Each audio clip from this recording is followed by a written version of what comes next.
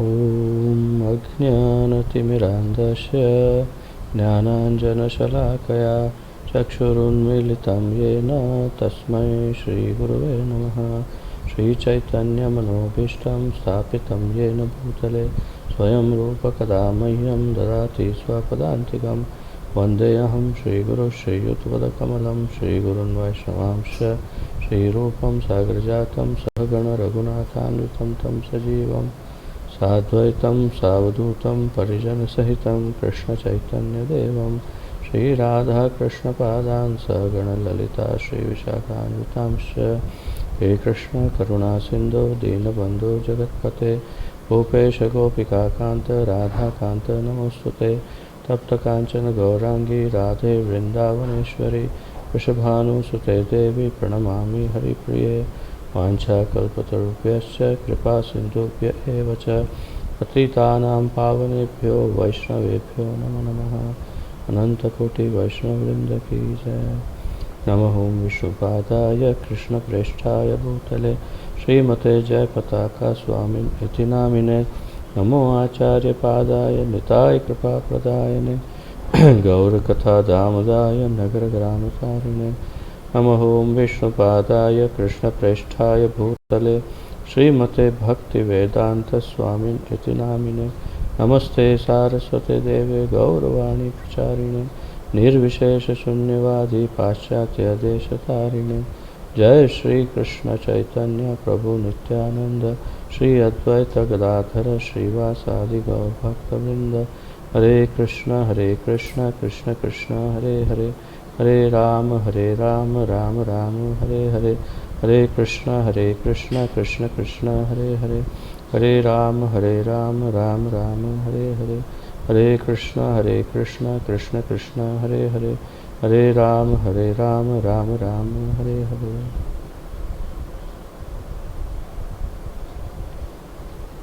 आप सबका स्वागत है श्री भक्ति रसामृत सिंधु के अमृतमय ज्ञानमय अध्ययन में। और आज हम भक्ति रसामृत सिंधु के अंतर्गत बहुत ही रस मधुर चर्चा जो है उसे आगे बढ़ा रहे हैं, जहाँ से कल हमने विराम लिया था। तो कल हम लोगों ने बहुत ही महत्वपूर्ण चर्चाओं को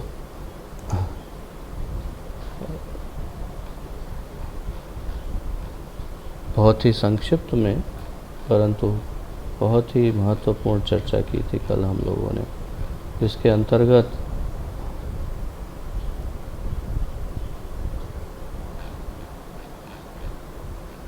हमने कल माधुर्य रति अर्थात कामानुग प्रेम की चर्चा की।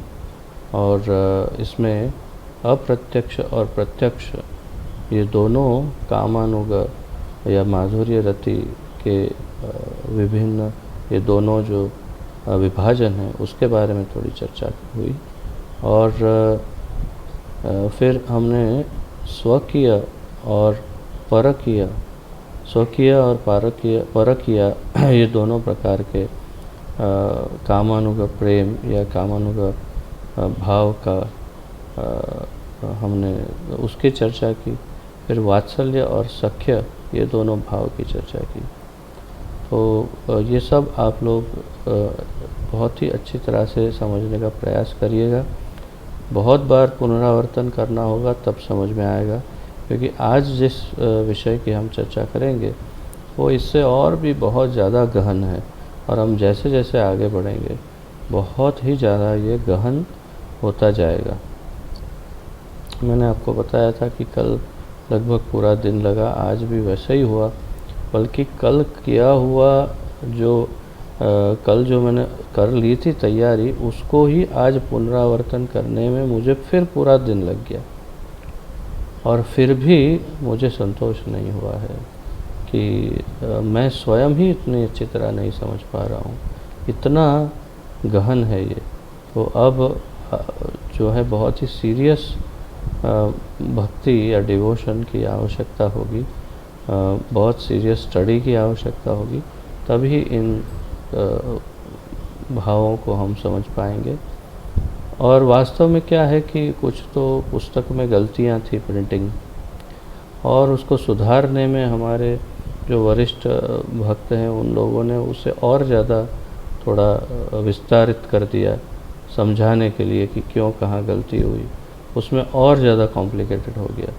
तो जो भी है, परंतु मैं प्रयास ये करूँगा कि आपके सामने जितना हो इतना सरल करके प्रस्तुत करने का प्रयास करूँगा, ताकि आप और हम और मैं स्वयं भी इसे समझ पाऊँ।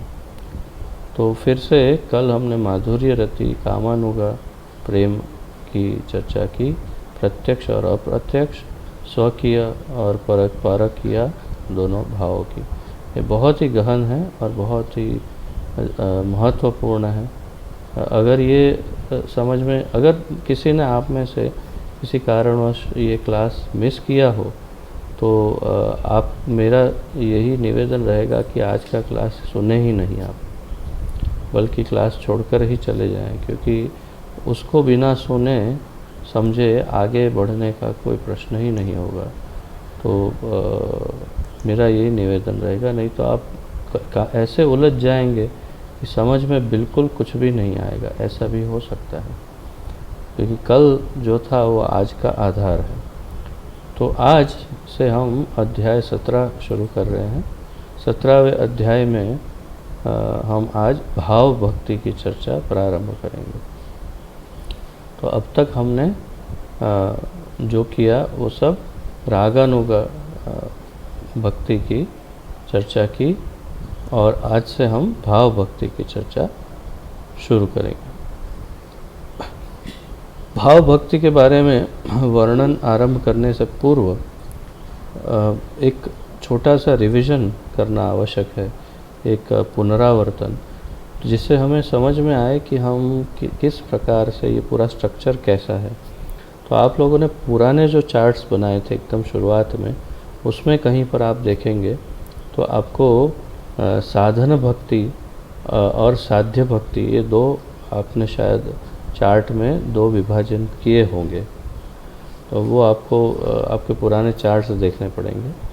तो इसमें उसके अंतर्गत आपने साधन भक्ति के अंतर्गत वैधि भक्ति और रागानुगा भक्ति, ये दो उसके अंतर्गत आते हैं। तो सबसे पहले जो भक्ति में हमने साधना भक्ति और साध्य भक्ति, ये दो विभाजन किए, और उसमें साधन भक्ति जो है उसके अंतर्गत वैधि भक्ति और रागानुगा भक्ति, ये दो विभाजन।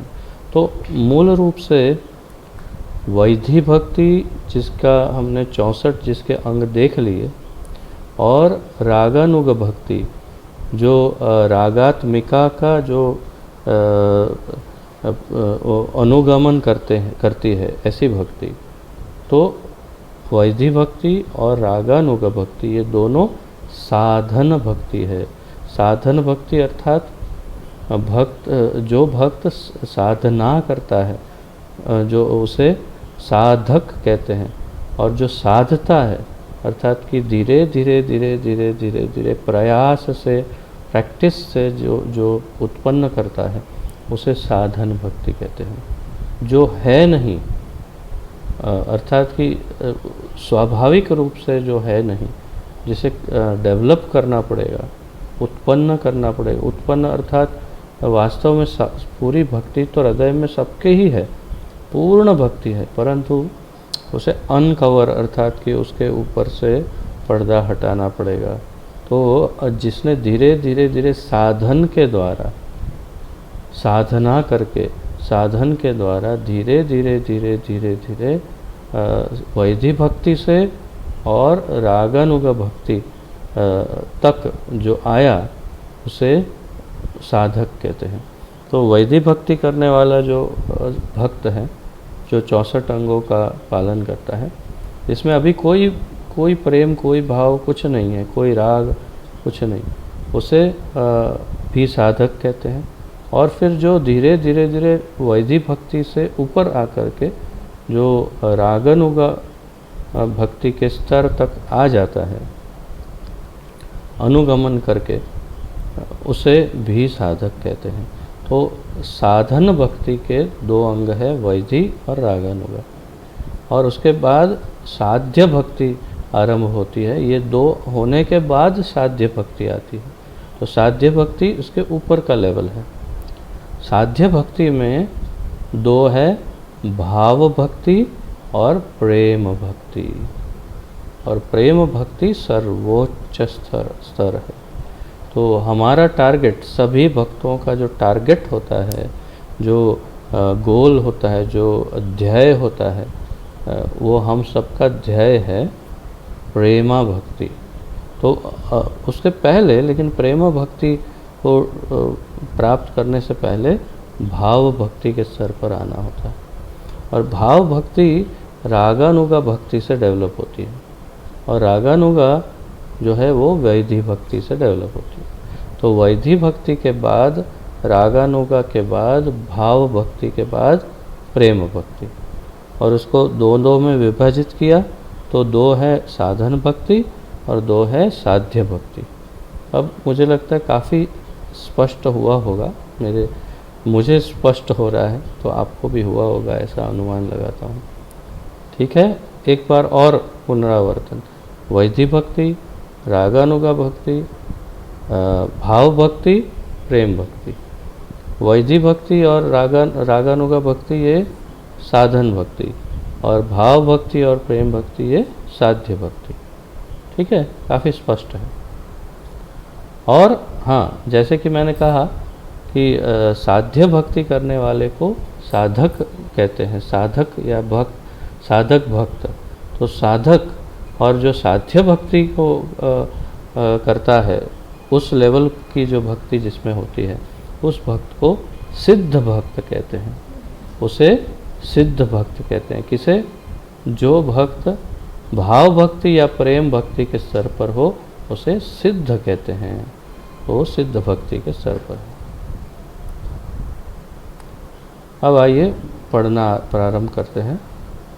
सबसे पहले श्लोक एक पढ़ता हूँ जिससे शुरुआत की है रूप गोस्वामी ने।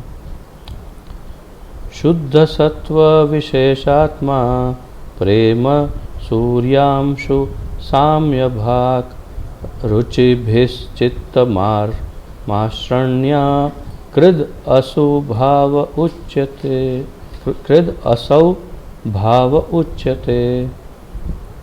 शुद्ध सत्व विशेष आत्मा प्रेम सूर्यांशु साम्य भाग। तो इस श्लोक के अंदर इतना ज़्यादा ज्ञान भरा हुआ है। इस श्लोक में इतना अधिक ज्ञान भरा हुआ है, इसको समझाने समझने में ही पता नहीं कितना समय लग सकता है।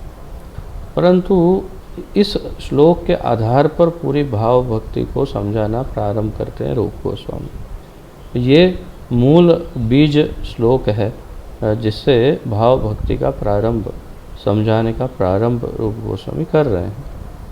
तो आइए पढ़ते हैं और प्रयास करते हैं समझने का। विधि भक्ति करने पर, वैधि भक्ति करने पर अपरा प्रकृति से परे शुद्ध सत्वमयी अवस्था की प्राप्ति होती है। तो यहाँ पर मूल रूप से आपको यहाँ पर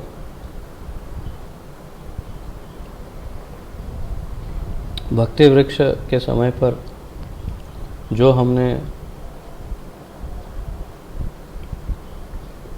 परा और अपरा ये दोनों प्रकृतियों की या शक्तियों की हमने जो चर्चा की थी, उसे स्मरण करना होगा कि परा प्रकृति, अपरा प्रकृति, और स्मरण करना होगा कि परा क्या है, अपरा क्या है। आशा है अब सबको स्मरण हो गया होगा कि परा प्रकृति यानी स्थूल प्रकृति, अपरा अर्थात श्रीमती राधा रानी या भगवान की अंतरंग शक्ति। तो वैधि भक्ति करने पर अपरा प्रकृति से भी परे शुद्ध सत्वमयी, क्षमा कीजिए मैंने शायद उल्टा बोल दिया आपको, परा और अपरा में। तो जो मैंने कहा उससे विपरीत, अपरा और परा। पर मतलब ऊपर की और अपरा अर्थात नीचे की। तो अपरा अर्थात की प्रकृति और परा अर्थात भगवान की अंतरंगा।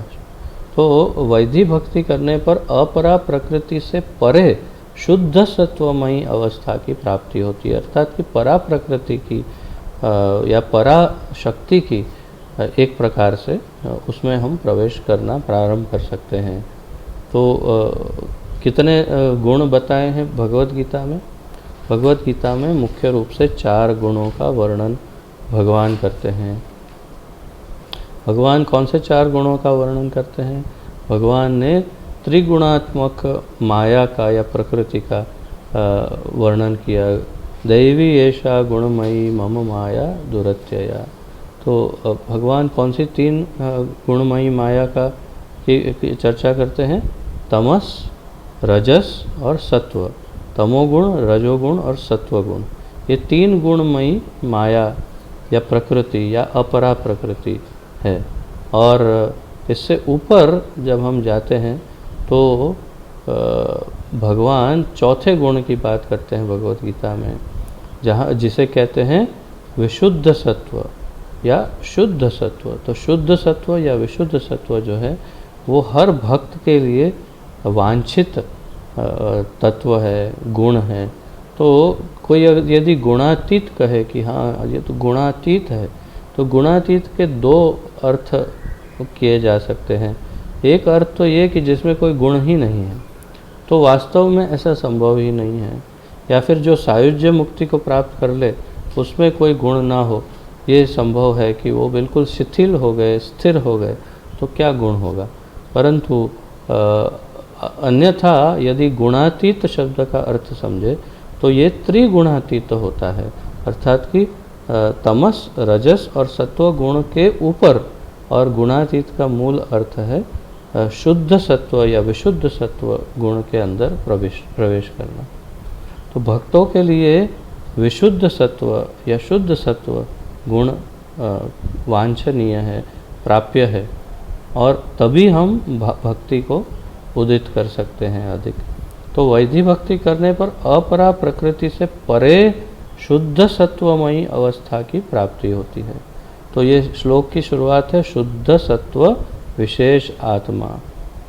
तो ये जो शुद्ध सत्व शब्द है वास्तव में इसे बहुत ही विस्तार से आचार्यों ने समझाया है। अलग अलग विभिन्न हमारे पूर्ववर्ती आचार्य जीव गोस्वामी आदि और अभी के जो हमारे वरिष्ठ भक्त हैं, परंतु मैंने लिखी तो है सब नोट्स, परंतु मैं डर रहा हूँ क्योंकि ये बहुत ज़्यादा कॉम्प्लिकेटेड हो जाए और आप शायद इंटरेस्ट उससे गंवा ना दे। क्योंकि कल जैसे मैंने देखा तो कल हमारे जहाँ लगभग 19-20 या 21 की एवरेज में, 20 की एवरेज में क्लास में अटेंडेंस रहती है, वहाँ पर कल केवल 12 जनों की अटेंडेंस थी। तो ये बहुत स्पष्ट है कि 8 जनों ने अपना इंटरेस्ट लूज़ कर दिया। 8 में से 1 या 2 को ऐसा मान लेते हैं कि जिनका कोई बहुत ही वास्तविक प्रॉब्लम था कि जिसकी वजह से वो, जैसे समदर्शी प्रभु की तबीयत ठीक नहीं है, वो नहीं आए। तो ऐसे 1 या 2 को छोड़ करके बाकी कम से कम 6-7 जन ऐसे थे जिन्होंने इंटरेस्ट लूज़ कर दिया है। इसीलिए जब हमने कहा भी था कि हम इतने बजे क्लास करेंगे तो वो भी क्लास में नहीं आए। तो ये बहुत गहन विषय है और ये सबके, वास्तव में ये हम सबके बस की बात नहीं है।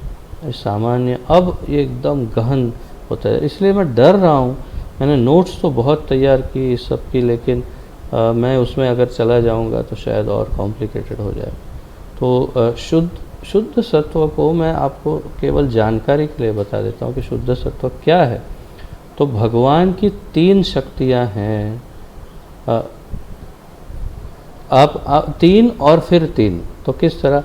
तो भगवान की 3 शक्तियों को तो आप अच्छे से जानते हैं, प्रकृति, जीव शक्ति और अंतरंग शक्ति, ठीक है ना। ये 3 शक्ति है। इसमें हम जीव शक्ति को तटस्था शक्ति कहते हैं, जो हम हैं।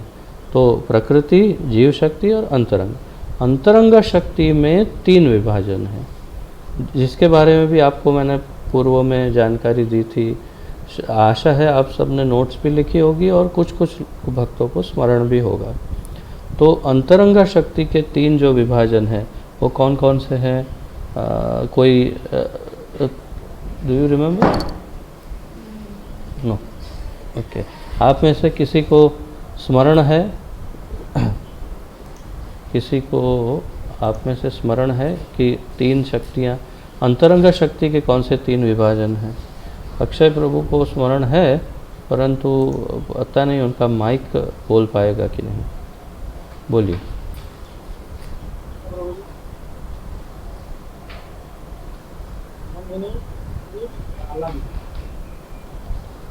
चलो, मेरा अच्छा भाग्य है कि इन्होंने इतना स्लो आवाज़ में भी बोला पर मुझे सुनाई दिया। तो संवित, संधिनी और आह्लादिनी, ये इसी प्रकार से आप सबको अध्ययन करना चाहिए, जिससे आप इतना स्पष्ट रूप से सब याद रख पाएँ। तो संधिनी, संवित और आह्लादिनी, ये 3 उनकी भगवान की मुख्य शक्तियाँ हैं। अंतरंगा शक्ति के 3 विभाजन। अच्छा, ये भी आपको याद रखना पड़ेगा कि इन तीनों का कार्य क्या है। तो मैंने आपको नोट्स लिखवाई थी, सत, चित और आनंद, संधिनी, संवित और आह्लादिनी, सत, चित और आनंद। तो संधिनी जो है वो भगवान का रूप, भगवान के गुण आदि, भगवान का धाम आदि, ये सब कुछ जो है वो संधिनी से आता है। सत, फिर चित्त यानी संवित। चित्त, संवित अर्थात ज्ञान, चित्त अर्थात ज्ञान। तो संवित से ये ज्ञान उत्पन्न होता है। भगवान स्वयं को भगवान के रूप में देखते हैं। जीव तत्व संवित शक्ति के आधार पर भगवान को भगवान के रूप में पहचान सकते हैं। तो हमारी ये जो पहचान है कि ये भगवान है, वो सब ज्ञान जो है वो संवित शक्ति से आता है। और आह्लादिनी जो भगवान को परम आनंद प्रदान करती है, वो आनंदमयी, सत, चित्त और आनंदमयी आह्लादिनी। तो इन तीनों की बात इसलिए कर रहे हैं क्योंकि शुद्ध सत्व जो है वो संवित शक्ति से उत्पन्न होता है। शुद्ध सत्व जो है वो संवित से उत्पन्न होता है। अब इसमें थोड़ा सा मेरे ख्याल से इसमें कहीं कुछ शायद सुधार की ज़रूरत हो सकती है, क्योंकि सत जो है वो तो संधिनी है। एक मिनट, उसे हम फिर से, हाँ ठीक है। तो सत जो है वो है संधिनी, परंतु यहाँ पर संवित बताया है, तो शायद हो सकता है, थोड़ा सा मुझे डाउट है, इसलिए कोई नोट्स मत लिखिएगा, परंतु जिन्होंने बताया है उसमें उनके अनुसार संवित से शुद्ध सत्व उत्पन्न होता है। जबकि मेरा ऐसा अनुमान है कि ये मेरा अनुमान है कि शायद संधिनी से हो सकता है, परंतु कोई नोट्स मत लिखिए क्योंकि मैं ही गलत होने का ज़्यादा चांस है। जिनसे मैंने सुना है वो गलत होने का चांस नहीं है। फिर विशेष आत्मा ये शब्द है, तो शुद्ध सत्व, विशेष आत्मा। तो यहाँ पर ऐसा विवेचन किया गया है, ऐसा इसका अनुवाद हुआ है कि विशेष जो है वो आह्लादिनी शक्ति से उत्पन्न होता है, ये विशेष तत्व। और आत्मा जो है वो सार है, वो संवित और आह्लादिनी दोनों के मिलन से होता है। तो यहाँ पर शुद्ध सत्व, विशेष आत्मा, ये पूरा अगर समझाएंगे तो ये अंतरंग स्वरूप जो ज्ञान है, जो शुद्ध सत्व में या विशुद्ध सत्व में स्थित है, और जिसका जो संवित और आह्लादिनी के समन्वय से उत्पन्न होता है, उसके द्वारा शुद्ध सत्व विशेष आत्मा को समझाया जा सकता है। तो उस लेवल पर जब हम पहुँचेंगे तो मैं ही गलत होऊंगा, ये संवित ही होगी जो शुद्ध सत्व का जहाँ जो बात की है वहाँ पर। तो परंतु जब हम इस अवस्था पर पहुँचेंगे तब प्रेम सूर्यांश साम्य भाग, तो इसका अर्थ हम अनुवाद के द्वारा समझते हैं, क्योंकि नहीं तो बहुत कॉम्प्लिकेटेड हो जाएगा। हाँ हो गया, मैं जानता हूँ ना, मैं खुद ही कन्फ्यूज हूँ, मैं खुद ही बहुत ही ज़्यादा कन्फ्यूज हूँ अभी, इतना कॉम्प्लिकेटेड होता जा रहा है ये, क्योंकि स्मरण नहीं रहते ये शब्द, इसीलिए कॉम्प्लिकेटेड लगता है। समझ में आता है पर स्मरण नहीं रहते हैं शब्द, इसलिए सब कन्फ्यूजन होता है। तो खैर आगे बढ़ते हैं, धीरे धीरे समझ में आता जाएगा। अभी तो शुरुआत करनी है पढ़ना। तो वैधि भक्ति करने पर अपरा प्रकृति से परे शुद्ध सत्वमयी अवस्था की प्राप्ति होती। उस समय मतलब हम इस लेवल पर तब पहुंचेंगे जब वैधि भक्ति करेंगे। तो सबसे पहले वैधि भक्ति आवश्यक है। उस समय हृदय सूर्य के समान आलोकित हो उठता है। तो हमने जो अभी तक इतना कॉम्प्लिकेटेड सब सुना, वो सिर्फ एक वाक्य में समझ लो कि वैधि भक्ति करने पर अपरा प्रकृति से परे शुद्ध सत्व में हम स्थित हो सकते हैं। उसके बाद जो श्लोक की जो दूसरी कड़ी है उसका यहाँ पर भावार्थ समझाया है। दूसरी कड़ी है प्रेम सूर्यांशु साम्य भाग। तो उस समय हृदय सूर्य के समान आलोकित हो उठता है। तो हृदय जो है वो सूर्य के समान आलोकित प्रकाशित हो जाता है हृदय। और वो किस वस्तु से कैसे प्रकाशित होता है, कैसे आलोकित होता है?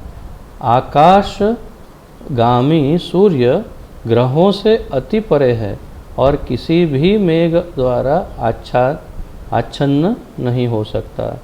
तो सूर्य के हम कई बार बादल बहुत अलग अलग प्रकार के आते, कई बार मेघ घने एकदम बारिश के बादल आदि, तो लगता है कि पूरा सूर्य ढक गया, परंतु सूर्य से कितना हजारों किलोमीटर दूर सूर्य है, तो कभी भी बादल सूर्य को ढक नहीं सकते, प्रतीत ऐसा होता है।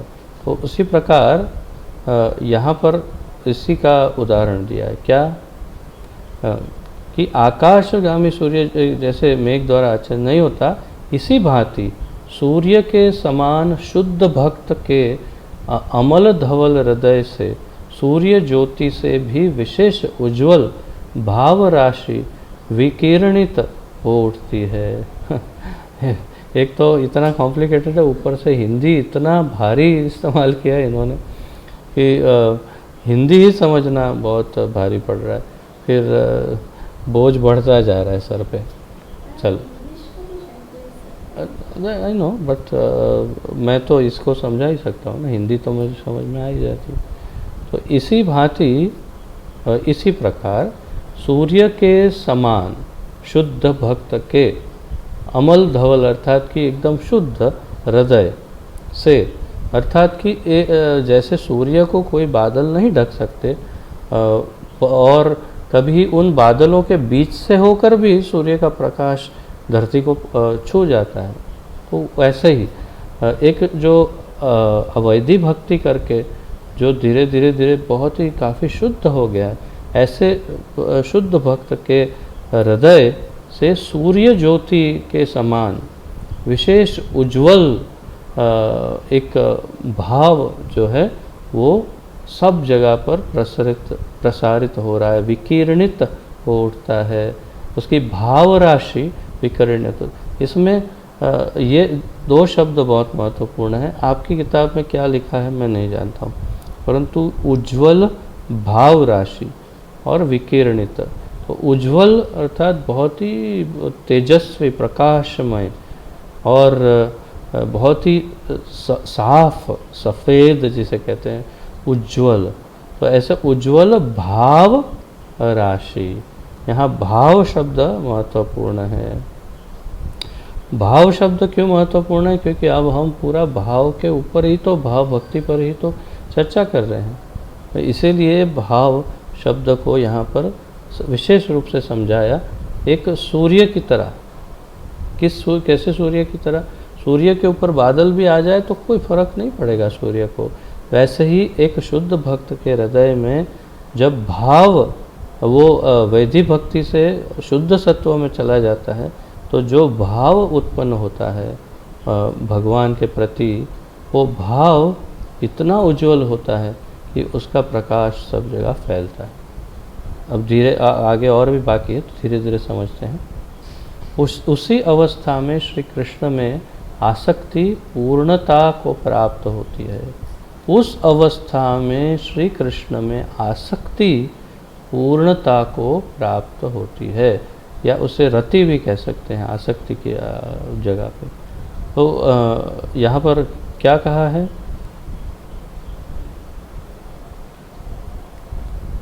प्रेम सूर्यांशु साम्य भाग रुचिभिस चित्त माश्रण्य, रुचिभिस चित्तम आश्रण्य, चित्त माश्रण्य। तो उसमें से रुचि उत्पन्न होती है, और वो ये जैसे यहाँ आसक्ति कहा या फिर रति, तो वो कब उत्पन्न होती है? जब वैधि भक्ति करते करते धीरे धीरे हृदय बहुत शुद्ध हो जाता है, तो भक्ति में बहुत स्थिर हो जाता है भक्त, और फिर उसके हृदय में कृष्ण के प्रति दृढ़ आसक्ति उत्पन्न हो जाती। अब आगे, भाव से भावित हुआ भक्त स्वाभाविक रूप से भगवत सेवा के लिए उत्कंठित हो उठता है और भक्ति का उत्तम अधिकारी हो जाता है। तो अर्थात कि ये प्रक्रिया में जो आसक्ति जिसे कहा, उस अवस्था में उसे वहाँ पर भाव मतलब उसके हृदय में पूर्ण रूप से भाव का विकास हो गया। कैसा भाव? भगवान के प्रति दृढ़ आसक्ति का भाव, रति का भाव। तो भगवान के प्रति दृढ़ आसक्ति का जो भाव है, वो उसके हृदय में अब उत्पन्न हो चुका है। अब क्या होगा? भाव से भावित हुआ भक्त स्वाभाविक रूप से बिल्कुल बिना किसी प्रयास के स्वभाव से अपने जैसे उसका स्वभाव हो उस प्रकार से, तो स्वाभाविक रूप से भगवत सेवा के लिए उत्कंठित हो उठता है। तो वो फिर कहीं भी भगवान की कोई भी सेवा जब उसको नज़र आती है, तो अत्यंत आकर्षित हो जाता है उस सेवा के प्रति, और तुरंत उत्साह उसमें आ जाता है कि लाइए सेवा करेंगे। तो आप भक्तों को जब देखेंगे, तो कुछ भक्तों को आप देखेंगे बहुत ही उत्साह से, बहुत ही आनंद पूर्वक भगवान की सेवा, भगवान की अर्थात भगवान के संबंध में जो कुछ भी है वो सब सेवा करने के लिए बहुत ही उत्साहित होते हैं। और यदि हमने देखा हो कि ये भक्त वैधि भक्ति का भी पालन बहुत अच्छे से कर रहे हैं काफ़ी समय से, और उन्नत है, सीनियर है, फिर भी उनके अंदर सेवा का अत्यंत भाव है, तो समझना चाहिए कि वो भाव भक्ति के स्तर पर बिल्कुल स्थिर हो गए हैं, भाव भक्ति की स्टेज को प्राप्त हैं। जैसे मैंने कुछ समय पूर्व उदाहरण दिया था, मायापुर में हमारे चंद्रोदय मंदिर में राधा माधव अष्टसखी का जो गर्भगृह है, इसमें मंगला आरती में जब हम देखते हैं, तो शायद अनगिनत वर्षों से, इसकी कोई गिनती नहीं है, अनगिनत वर्षों से एक ही पुजारी उसमें प्रातःकाल मंगला आरती का पूरी विधि वही करते हैं। काफ़ी वृद्ध भी हो रहे हैं अब तो, परंतु हमेशा वे नज़र आते हैं। और जब आप उनको देखते हैं तो उनके चेहरे पर एक विशेष प्रकार का तेज नज़र आता है। तो अवश्य ही विधि का पालन करते करते करते, गुरु की आज्ञा के पालन के भाग रूप और विधि भक्ति को अच्छे से पालन करने से, बिना किसी इसमें रुकावट या कोई व्यवधान के अच्छी तरह से वैदिक भक्ति का पालन करते करते उनके हृदय में वो भाव उत्पन्न हो चुका होगा। और अब वो भाव भक्ति के स्तर पर बिल्कुल प्रेम के साथ, अर्थात भाव के साथ भगवान की नित्य उस सेवा में लगे रहते हैं। ये एक मेरा अनुमान है, और उदाहरण के लिए अनुमान आवश्यक है। क्यों? क्योंकि हम नहीं तो कहीं मीटर नहीं है, कैसे पता चले कि कौन सा भक्त कौन से स्तर पर है।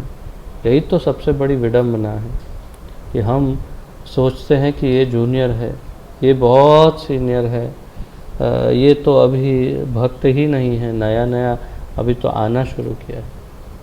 ये बिल्कुल गलत हमारी धारणाएं हैं। केवल किसी के कुछ वर्ष तक संस्था में रहने से, किसी संस्था में किसी का कुछ समय रहने से सीनियर कैसे हो सकते हैं? एक कंपनी में एक प्यून जो होता है, जो पानी भर के देता है, चाय वगैरह ला के देता है, वो 40-50 वर्ष तक भी नौकरी करने के बाद भी प्यून रहता है। और कुछ ऐसे भी होते हैं कि जो बहुत ही क्या कहते हैं, निम्न स्तर की पोस्ट पे नौकरी शुरुआत करते हैं और बहुत ही उन्नत स्तर पर नौकरी से बाहर आते हैं। जैसे मेरे पिताजी उन्होंने जब नौकरी की शुरुआत की तो लेबोरेटरी असिस्टेंट के रूप में ज्वाइन हुए, और जब रिटायर हुए तो असिस्टेंट डायरेक्टर थे कंपनी के। तो बहुत ही निम्न स्तर से उन्होंने शुरुआत की और बहुत ही उत्तम स्तर पर उन्होंने नौकरी का विसर्जन किया। तो तात्पर्य क्या है, किस व्यक्ति को उसकी कौन से स्तर पर है, भौतिक जगत में तो बड़ी आसानी से पता चलता है क्योंकि पोजीशन दी जाती है। परंतु भक्ति के स्तर पर जब तक गुरु ये इंगित ना करे कि हाँ ये भक्त अब इस स्तर पर आ गया है और घोषणा ना करे, तब तक पता चल ही नहीं सकता कि कौन सा भक्त कौन सी अवस्था में है। और इसीलिए हमें बहुत ही अधिक सावधान रहना चाहिए किसी भी लेवल के भक्त के साथ बात करते समय। ना किसी को बहुत ज़्यादा सीनियर समझ लेना चाहिए, ना किसी को बहुत ज़्यादा जूनियर समझ लेना चाहिए, बल्कि सभी भक्तों को बहुत सम्मान देना चाहिए। हाँ, जो संस्था में सीनियर है ही उन्हें तो अवश्य सम्मान देना है, परंतु हृदय से सभी भक्तों का अत्यंत सम्मान करना चाहिए, क्योंकि पता ही नहीं है कौन कौन से लेवल पर है। परंतु इसीलिए मैं ये अनुमान के आधार पर आपको प्रमाण देने का प्रयास कर रहा हूँ, अनुमान लगा रहा हूँ कि वे भाव भक्ति के स्तर पर होंगे। हो सकता है प्रेम भक्ति में भी हो, इसका कोई क्योंकि अंत तक हमें पहले ही बताया ना, कल या परसों ही बताया था कि अंत तक हमें वैदिक भक्ति का पालन करना है, अंत तक। तो इसीलिए आप देखिए, मैं आपको अब श्रेष्ठ उदाहरण देता हूँ।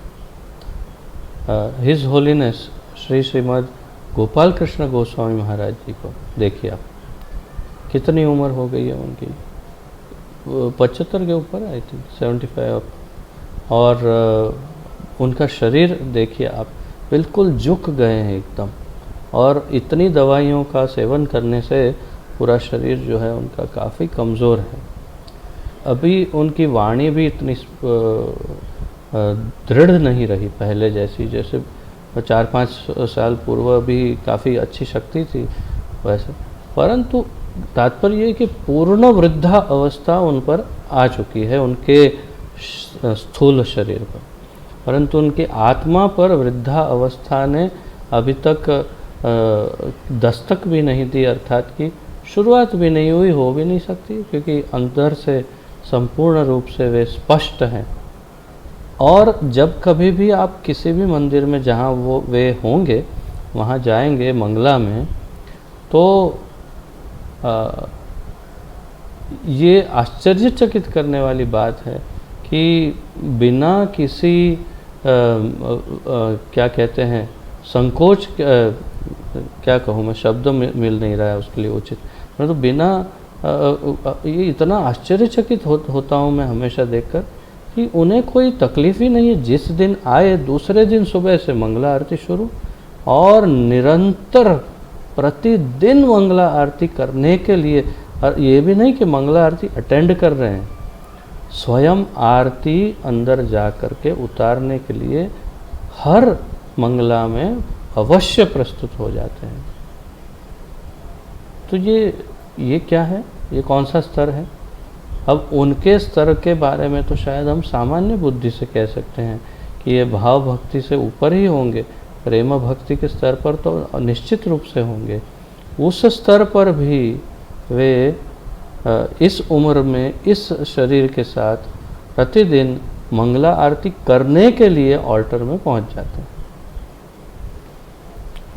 दूसरी तरफ गुरु महाराज को देखिए, मेरे गुरु महाराज श्री श्रीमद जयपताका स्वामी गुरु महाराज को, इतने शरीर के ऊपर जबरदस्त कष्ट होने के बाद, इतने ऑपरेशंस होने के बाद, इतना उनके किडनियां और लीवर का ट्रांसप्लांटेशन होने के बाद, आधा शरीर पैरालाइज्ड होने के बाद भी प्रतिदिन मंगला के समय उठ जाते हैं और अपने रूम में तैयार होकर के टीवी के सामने बैठ कर के पूरा मंगला का कार्यक्रम अटेंड करते हैं, अर्थात कि पूरी मंगला आरती अटेंड करते हैं।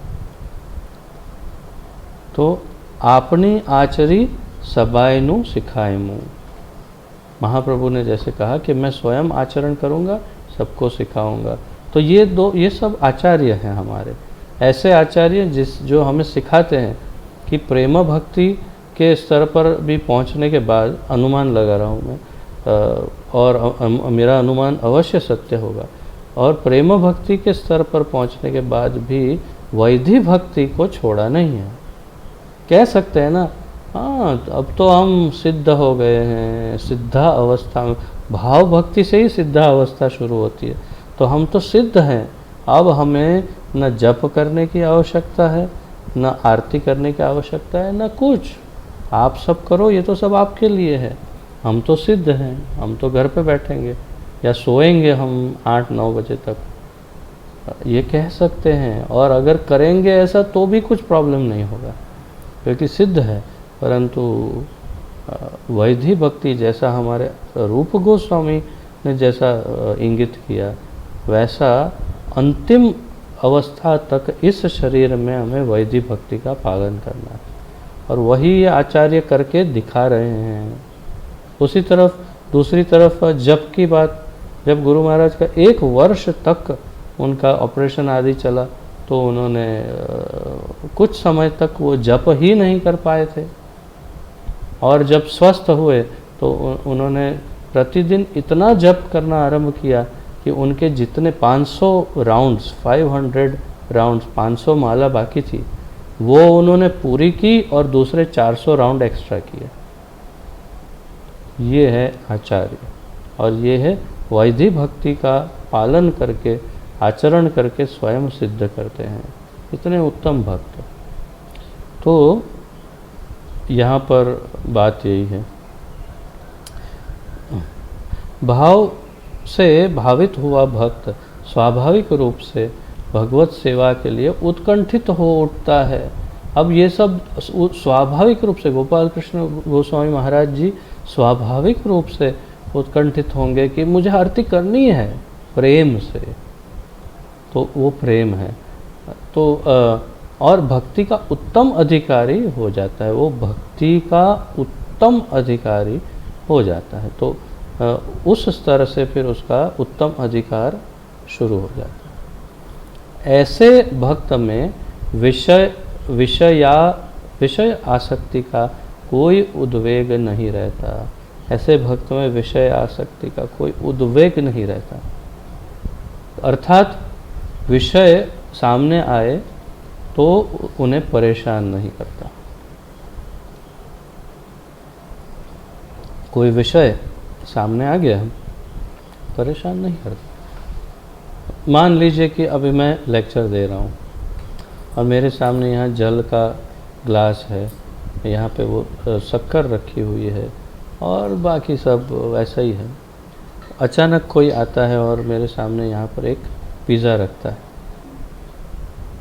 तो मैं यहाँ कम देखूँगा, वहाँ ज़्यादा देखूँगा लेक्चर देते देते कि कब मेरा लेक्चर ख़त्म हो और कब मैं पिज़्ज़ा खाऊँ। तो ये है विषय आसक्ति का उद्वेग जो परेशान करता है, क्योंकि हमारा स्तर वैसा है ना।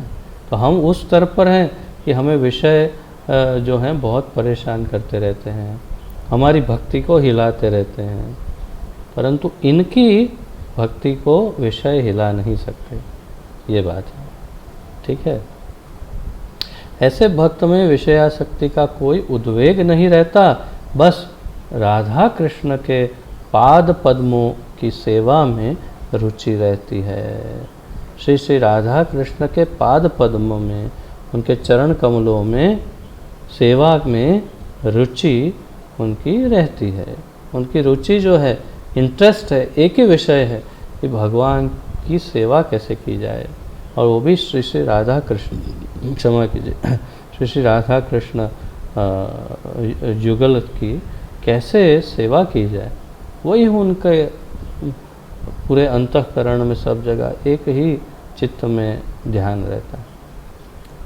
तो इसीलिए इस श्लोक को इस तरह कहा, रुचिभिः चित्तः माश्रण्य। अब आप समझेंगे कि उनका चित्त क्या है। उनके चित्त में एक ही रुचि छाई हुई है कि कैसे हम भगवान की सेवा करें। रुचिभिः चित्तः माश्रण्य कृद असौ भाव उच्यते। तो माश्रण्य कृद, ये हम इतनी ज़्यादा डिटेल में नहीं जाते, नहीं तो आपके लिए और कॉम्प्लिकेटेड हो जाए, परंतु असौ भाव उच्यते, इसे भाव भक्ति का स्तर कहते हैं। तो भाव भक्ति का स्तर हमने थोड़े बहुत सारे उतार चढ़ाव के साथ, बहुत सारी स्ट्रगल के साथ, जैसे कि पर्वतारोहण करते हैं, ऐसे पर्वत चढ़ने में कितनी तकलीफ होती है, उस सब इतने सारे वाक्यों के साथ हम इस निष्कर्ष पर पहुंच गए, जैसे पर्वत की चोटी पर पहुंचते हैं, कि इसे भाव भक्ति कहते हैं। तो बड़ा सरल अगर समझें तो फिर से एक बार पुनरावर्तन थोड़ा सा करते हैं कि जो वैधि भक्ति करते करते जो वो जिसके हृदय में बिल्कुल शुद्धि उत्पन्न हो गई है, वैधि भक्ति करते करते जिसका हृदय जो है बहुत पवित्र हो चुका है, जिसके अंदर धीरे से वैधि भक्ति करते करते करते राग उत्पन्न हो गया है, और वो राग या वो आकर्षण किसके प्रति है? भगवान के प्रति है। उस आकर्षण से उनका जो हृदय है उसके अंदर भगवान की सेवा करने की एक स्वाभाविक इच्छा हमेशा जागृत होती है, और उस स्तर पर जहाँ पर उनकी स्वाभाविक इच्छा और स्वाभाविक आकर्षण भगवान के प्रति ही है, उन्हें कोई और विषय परेशान नहीं कर सकते। उनका चित्त जो है वो शुद्ध हो चुका है और केवल एक ही रुचि है उनके चित्त में, और वो रुचि है भगवान की सेवा की। तो उस स्तर पर जो साधक पहुंच जाता है उसे सिद्ध कहते हैं, और उसे भाव भक्ति के स्तर पर पहुंचा हुआ कह सकते हैं। आशा है कि आप कुछ हद तक समझ पाए होंगे और मैं भी कुछ हद तक समझ पाया हूँ। परंतु आगे बढ़ने से पहले ये बात बता दूँ, ये अंतिम स्तर नहीं है। अंतिम स्तर है प्रेम या फिर प्रेमा भक्ति। और प्रेमा भक्ति का भाव भक्ति जो है वो एक अंकुर है। अंकुर एक कली, जैसे एक पुष्प का एक वृक्ष हो, गुलाब का वृक्ष, गुलाब के वृक्ष पर एक छोटी सी, इतनी छोटी सी हरे रंग का एक कली एक उत्पन्न होती है, अंकुर, और इसमें ऊपर थोड़ा सा लाल नज़र आता है, थोड़ा सा, तो दूर से, आप दूर से देख सकते हैं, हाँ, 1-2 दिन में इसमें गुलाब बैठ जाए, पूरा गुलाब विकसित हो जाएगा। क्यों? क्योंकि कली आ गई है, ये थोड़ा थोड़ा लाल नज़र आने लगा है, 2-4 पंखुड़ियाँ दिख रही हैं, तो अब ये 1-2 दिन में विकास प्राप्त करके पूरा गुलाब बन जाएगा। फिर हम इसे तोड़ करके भगवान को अर्पण कर सकते हैं, परंतु कली को नहीं तोड़ना है, अभी उसे विकास होने दो, पूर्ण विकसित नहीं है। कली इतनी भी सुंदर नहीं होती जितना गुलाब होता है, परंतु निश्चित है कि कली से अब ये गुलाब बनेगा ही, अगर वृक्ष में रहेगा तो।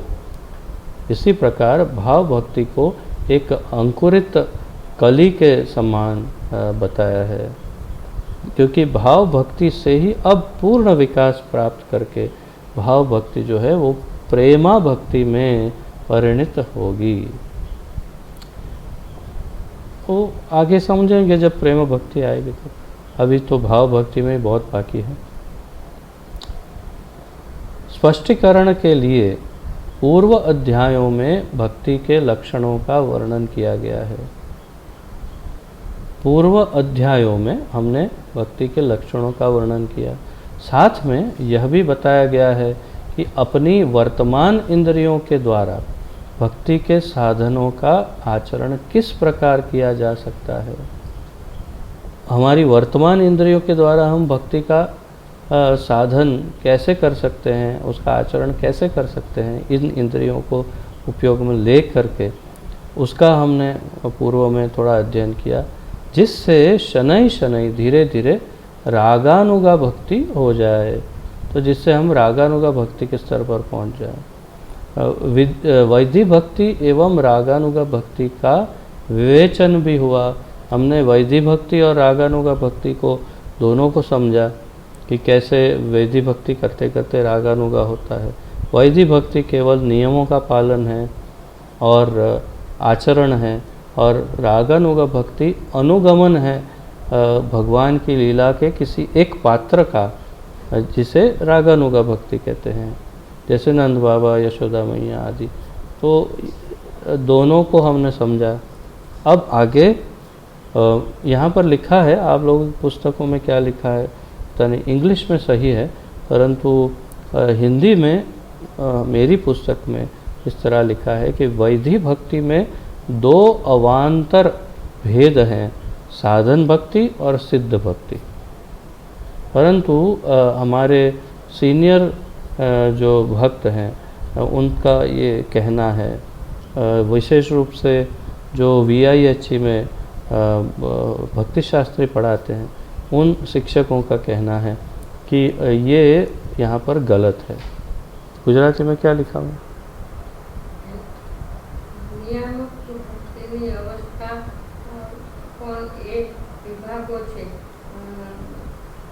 કાર્યકારી અને પરિણામકારી ભક્તિના આ પરિણામકારી ભાગને ભાવ કહેવામાં આવે છે। नहीं, ये वाक्य वैधि भक्ति एवं रागानुगा भक्ति का विवेचन भी हुआ। हाँ, उसके बाद के वाक्य में क्या लिखा है? नियामक भक्ति। अच्छा, तो नियामक भक्ति का अर्थ भी वैधि भक्ति ही होता है। तो नियामक, परंतु ये गलत है, ऐसा इन आचार्यों का कहना है, हमारे सीनियर भक्तों का। वहाँ पर वास्तव में एक और शब्द आएगा जिसको आप करेक्शन कर सकते हैं अपने पुस्तक में। इसे कहते हैं चेष्टा रूप भक्ति। चेष्टा, जहाँ वैधि भक्ति लिखा है यहाँ पर, केवल इस वाक्य में आप उसको हटा के चेष्टा रूप भक्ति कह सकते हैं। एक नया प्रकार है भक्ति का, चेष्टा रूप भक्ति।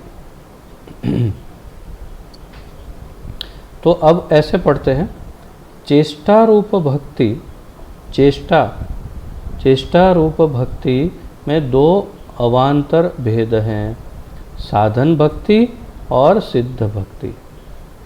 तो उनका ये कहना है कि चेष्टा रूप भक्ति में दो भेद हैं। कौन से दो भेद हैं? साधन भक्ति और सिद्ध भक्ति।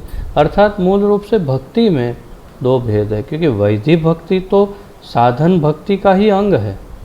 वैधि भक्ति जो है वो तो साधन भक्ति का अंग है, तो वो कैसे वैधि भक्ति का अंग खुद कैसे हो सकता है?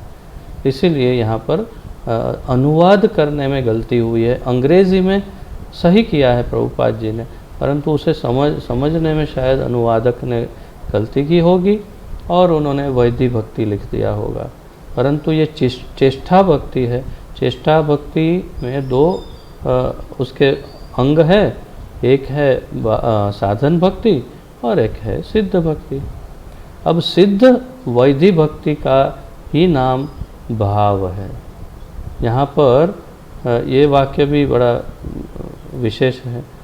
सिद्ध वैधि भक्ति का ही नाम भाव है।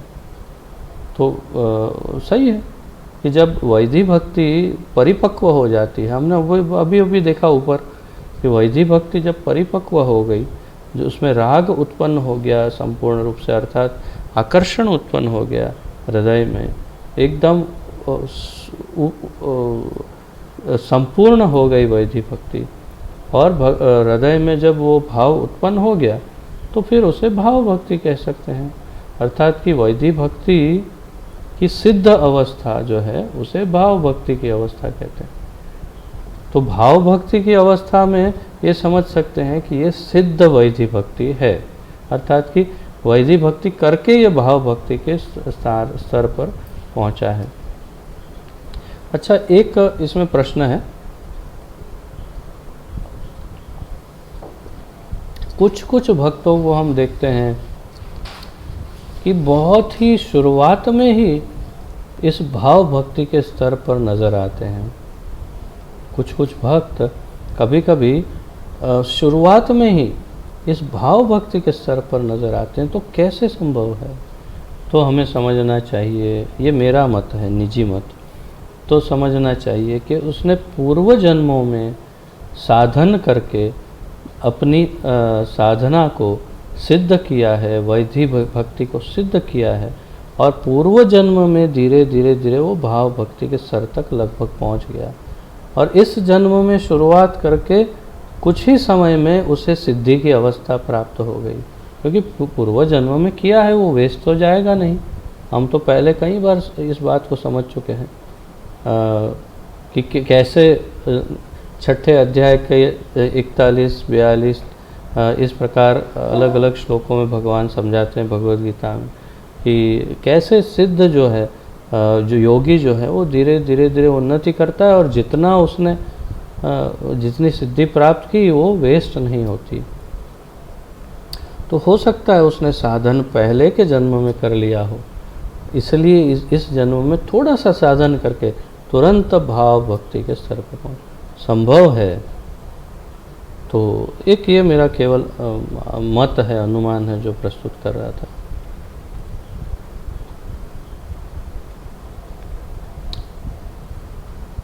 इस संदर्भ में तंत्रों में उल्लेख है कि भाव शुद्ध भगवत प्रेम की प्रथम अवस्था है। उसमें रोमांच, अश्रु आदि सात्विक विकार स्वल्प मात्रा में कभी कभी प्रकट होते हैं। तो ये सारे वाक्य बड़े महत्वपूर्ण हैं। सिद्ध वैधि भक्ति का नाम ही भाव है। फिर इस संदर्भ में तंत्रों में उल्लेख है कि भाव शुद्ध भगवत प्रेम की प्रथम अवस्था है, मतलब अंकुर है, जो मैंने आपको बताया कली के प्रकार है। तो प्रेम भक्ति का ये अंकुर है, प्रथम अवस्था है। शुद्ध भगवत प्रेम अथवा प्रेमा भक्ति की प्रथम अवस्था है भाव भक्ति। उसमें रोमांच, अश्रु आदि जो अष्ट सात्विक विकार बताए हैं हमारे शास्त्रों में कि एकदम से रोंगटे खड़े हो जाना, जबरदस्त, फिर अचानक बहुत सारी अश्रुधारा बहना, फिर बहुत सारी उबासियाँ आना, जो नींद आती है तो उबासी आते हैं ना, ऐसा उस प्रकार से, या फिर बेहोश होके गिर जाना, सुध बुध खो बैठना इस प्रकार, या फिर शरीर के जो जोड़ हैं वो एक दूसरे से अलग हो करके बिल्कुल शरीर एकदम एक रबर की तरह हो जाना। ऐसे अष्ट सात्विक विकार हमारे शास्त्रों में बताए हैं, और ये विकार एक शुद्ध भक्त के शरीर में ही प्रदर्शित होते हैं। और बिल्कुल भी आश्चर्य की बात नहीं है, परंतु श्री चैतन्य महाप्रभु में ये सारे के सारे 8 सात्विक विकार जो है वो सारे पूर्ण रूप से प्रदर्शित होते थे। जैसे उदाहरण जब रथ यात्रा में भगवान चैतन्य महाप्रभु नृत्य करते थे तो उनके आँखों से अश्रुधारा बहती थी, और ऐसा लिखा है चैतन्य चरितामृतकार ने चैतन्य चरितामृत में कि उनके आँखों से अश्रु नहीं, फुवारे उड़ते थे आंसू के। कैसे फुवारे उड़ते थे कि एक साथ 200 लोग पूरे के पूरे भीग जाते थे, इतने सारे अश्रु उनकी आंखों से फुवारे की तरह उड़ते थे। फिर जब रोमांच होता था, उनके शरीर के बाल जब खड़े होते थे तो इतना अत्यधिक रोमांच होता था कि बाल जब खड़े होते थे तो एक एक छिद्र से खून निकल आता था। इतना तेज रोमांच उनको होता था। और भाव में तो ऐसे सुध-बुध खोते थे कि अगर किसी समुद्र को देखा तो यमुना यमुना यमुना करके हे यमुने करके समुद्र के अंदर छलांग लगा देते थे। और कभी बेहोश होते तो दिनों दिन तक बेहोश रहते थे। और जब नृत्य करते कभी कभी उनके शरीर के सारे अंग एक दूसरे से अलग हो जाते, एकदम लूज हो जाते रबर जैसे। तो सारे के सारे अष्ट सात्विक विकार उनके शरीर में पूर्ण रूप से प्रदर्शित होते। अरे भाई, भगवान किसे कहते हैं? अब जब भगवान भक्त के रूप में आए हैं तो प्रदर्शन भी तो टॉप मोस्ट करेंगे ना। तो इसलिए उन्होंने सारे विकारों को पूर्ण रूप से प्रदर्शित किया, परंतु इन विकारों को स्वल्प मात्रा में, यहाँ शब्द उपयोग किया है स्वल्प मात्रा में, कम मात्रा में जो भाव भक्ति के स्तर पर है उनके अंदर भी ये विकार नज़र आ सकते हैं। और उससे भी निम्न, यानी कि वैदिक भक्ति के स्तर पे भी हम इसका अनुभव तो अवश्य ही कर सकते हैं। कभी कभी हम भी भगवान की कोई बात आती है तो अचानक रोने लगते हैं या तो आँख में पानी आ जाता है। ये अलग बात है कि कभी कभी टीवी सीरियल देख के भी आँख में पानी आ जाता है, वो अलग बात है। परंतु भगवान की बातों से कभी आँख गीली हो जाती है, या कभी कोई भगवान की कोई बात करता है तो अचानक एकदम से थोड़ा सा रोमांच अनुभव होता है। तो थोड़ा थोड़ा अनुभव हमें होता है, भाव भक्ति वालों को थोड़ा ज़्यादा अनुभव होता है, परंतु प्रेम भक्ति से थोड़ा कम। यही यहाँ पर कहना चाहते हैं प्रभुपाद जी। जब महाराज अम्बरीश को दुर्वासा ने संकट में डाल दिया तो वे भगवान के चरण कमलों का बार बार ध्यान करने लगे। अब एक वास्तविक उदाहरण भाव भक्ति का दे रहे हैं रूप गोस्वामी। तो अम्बरीश राजा की कथा आप जानते हैं कि जब दुर्वासा मुनि आए तब इन्होंने एकादशी का व्रत किया था। दोनों ने मिला सोचा कि चलो मिलकर उपवास खोलेंगे, पारण करेंगे। तो दुर्वासा मुनि स्नान करने चले गए और पारण का अंतिम क्षण आ गया तो अम्बरीश राजा ने अपने मंत्रियों को पूछकर जल ग्रहण किया, तो उपवास तोड़ा भी नहीं भी तोड़ा, दोनों हो गया। इस बात को, और उसी क्षण बिल्कुल दुर्वासा आ गए, बहुत क्रोधित हो गए कि तुमने मेरा अपमान कर दिया, और कहा कि अब मैं तुम्हें अब तुम्हारा श्राप नहीं दिया, श्राप देते तो भी कुछ समझ, उन्होंने सोचा नहीं भस्म ही कर दूंगा। तो उन्होंने कृत्या को उत्पन्न किया, कृत्या को छोड़ा लेकिन भगवान के जो शुद्ध भक्त होते हैं, नियम है कि सुदर्शन चक्र को भगवान ने एक स्टैंडिंग इंस्ट्रक्शन दे के रखा है, एक क्या कहते हैं, निरंतर एक आदेश है उनका, निरंतर आदेश कि कभी भी मेरे किसी भी भक्त के ऊपर कोई व्यवधान आए तो सुदर्शन चक्र से आदेश है कि उनकी रक्षा करो और जो भी व्यवधान है उसका नाश करो। तो इसलिए सुदर्शन चक्र तो थे ही, अदृश्य थे, परंतु जैसे ही कृत्या राक्षसी आई अम्बरीश के पास तो सुदर्शन प्रकट हो गए और राक्षसी का नाश किया। और उतना ही नहीं, वो दुर्वासा के पीछे पड़ गए कि अब मैं तुम्हारा नाश करूँगा। और दुर्वासा डर गए, भागे ब्रह्मा जी के पास, ब्रह्मा जी से शिव जी से नारायण। नारायण को पूछा, अरे आप तो बचाओ, आपका सुदर्शन है। तो कहा मैं कुछ नहीं कर सकता, ये ऑटो प्रोग्राम्ड है, इसको प्रोग्रामिंग करके चिप डाल के मैंने छोड़ दिया है, अब ये मेरे रिमोट कंट्रोल में नहीं है। रिमोट कंट्रोल ऑटो हो गया है क्या, कि जब भी कोई मेरे भक्त को परेशान करेगा ये साफ कर देंगे उसको। तो क्या कर सकते हैं, बोले ये प्रोग्राम तभी कैंसिल हो सकता है जब आप मेरे उस भक्त के चरणों में गिर जाओ जिसका आपने अपमान किया है। वापस आए, अम्बरीश राजा के चरणों में गिरे और क्षमा मांगी। तो ये पूरी कथा जो है उसमें जब अम्बरीश राजा संकट में थे, जब उन्होंने देखा कि दुर्वासा बहुत क्रोधित हो गए हैं, कृत्या उन पर आक्रमण कर रही है, ये है वो है, तो ऐसी अवस्था में बहुत ही व्यथित हो गए, क्योंकि भक्त हृदय हैं। तो व्यथित इस बात से थे कि उन्होंने तो कभी नहीं चाहा था दुर्वासा का अपमान, परंतु ये क्या हो गया। तो इसलिए भक्त बड़े व्याकुल हो जाते हैं ना। आपका भी अनुभव होगा, जो नहीं करना चाहते थे ऐसा कोई आपको लालचन लगा दे तो बहुत व्याकुल हो जाते हैं। तो जब दुर्वासा ने संकट में डाल दिया तो भगवान के चरण कमलों का बार बार ध्यान करने लगे। इसी अवस्था में उनके शरीर में कतिपय विकार प्रकट हो गए, कुछ विकार उनके शरीर में प्रकट हो गए और नेत्रों से अश्रुधारा बहने लगी, झरने लगी, बहने लगी। तो उनके शरीर में कुछ सात्विक विकार उत्पन्न हुए और आँखों से अश्रुधारा बहने लगी। ये लक्षण भाव के कार्य हैं। तो रूप गोस्वामी का मत है कि ये भाव भक्ति के लक्षण हैं। रोमांच, अश्रुमोचन आदि के रूप में ये प्रकट होते हैं।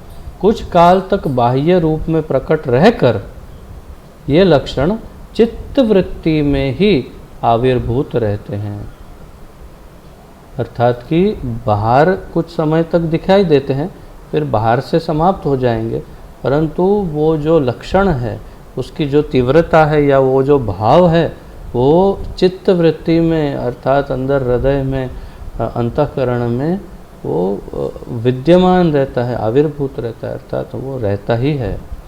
तो भाव के इस अविच्छिन्न प्रवाह का नाम समाधि है। अब समाधि किसे कहते हैं उसकी व्याख्या यहाँ कर डाली कि भाव के इस अविच्छिन्न प्रवाह का नाम समाधि है, जिसमें निरंतर वो भाव रहता है। तो वो भाव तो चैतन्य महाप्रभु ने प्रकट किया, या किसी भी शुद्ध भक्तों की चर्चा करो आप, मैं एक एक के बारे में सोच रहा हूँ, हमारे आचार्य, और वो सब के लक्षण इससे तो ऊपर ही हैं, वो तो प्रेमा भक्ति में है, परंतु ऐसे ही लक्षण है। तो वो भाव जो है वो निरंतर हृदय में रहता है, वो नाश नहीं होता उस भाव का। जबकि हमारा क्या होता है, क्लास से उठे और फिर इधर उधर घूमे और फिर कुछ टीवी में आया, कुछ किसी ने कुछ कहा, कुछ हमने कुछ देख लिया, अरे मोबाइल में देखा, व्हाट्सएप में जोक आ गया, तो हमारा भाव जो है वो पूरा जो है पिघल जाता है। परंतु इनके हृदय में भाव पिघलता नहीं है, वो स्थिर रहता है। तो आपको ये समझ में आएगा कि कुछ कुछ चीज़ें तो हमारे साथ भी होती है, परंतु निरंतर नहीं होती, इसलिए हमें भाव भक्ति के स्तर पर नहीं माना जा सकता। अगर ये निरंतर रहे, स्थिर रहे भाव, तो इसे भाव भक्ति कह सकते हैं।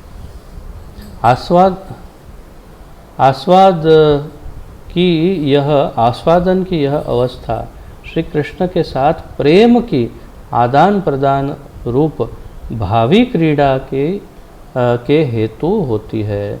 तो ये आस्वादन, ये जो भाव जो है अंदर जो उत्पन्न होता है, उस भाव की उत्पत्ति क्यों है? इसलिए क्योंकि आगे जाकर के जब हम प्रेम की अवस्था में पहुंचेंगे और जब कृष्ण के साथ आदान प्रदान होगा, तो उस क्रीड़ा में, उस प्रक्रिया में इस भाव का उपयोग होगा। इसलिए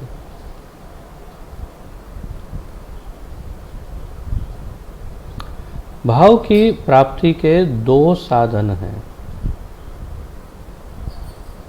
देखिए, इसके पहले के वाक्य को मैं थोड़ा और समझाने का प्रयास करता हूँ कि उदाहरण कि किसी को, एक व्यक्ति को आपने मतलब हम चाहें कि भाई कोई व्यक्ति भगवान के धाम चला जाए।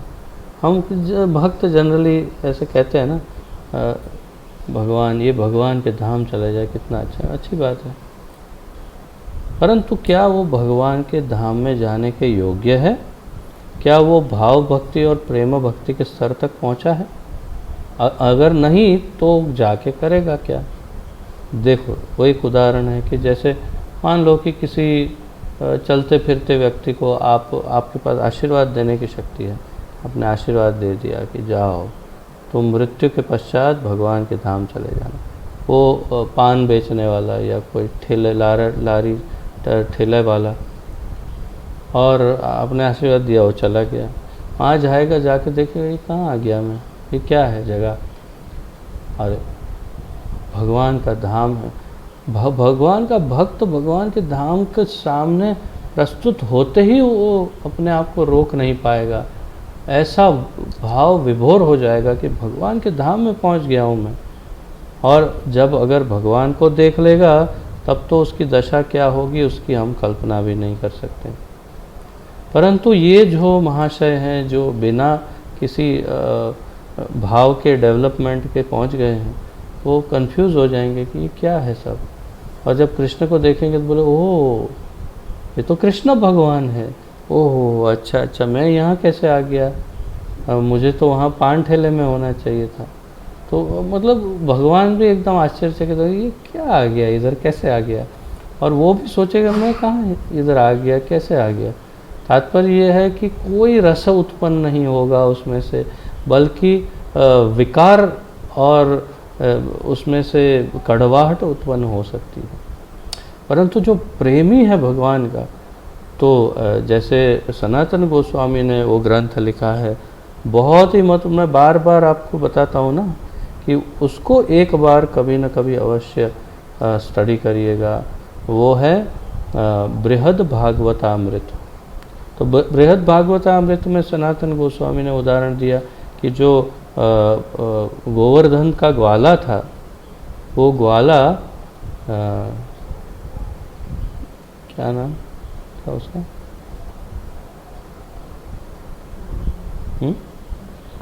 गोप बालक, तो हाँ गोप सखा, गोप बालक।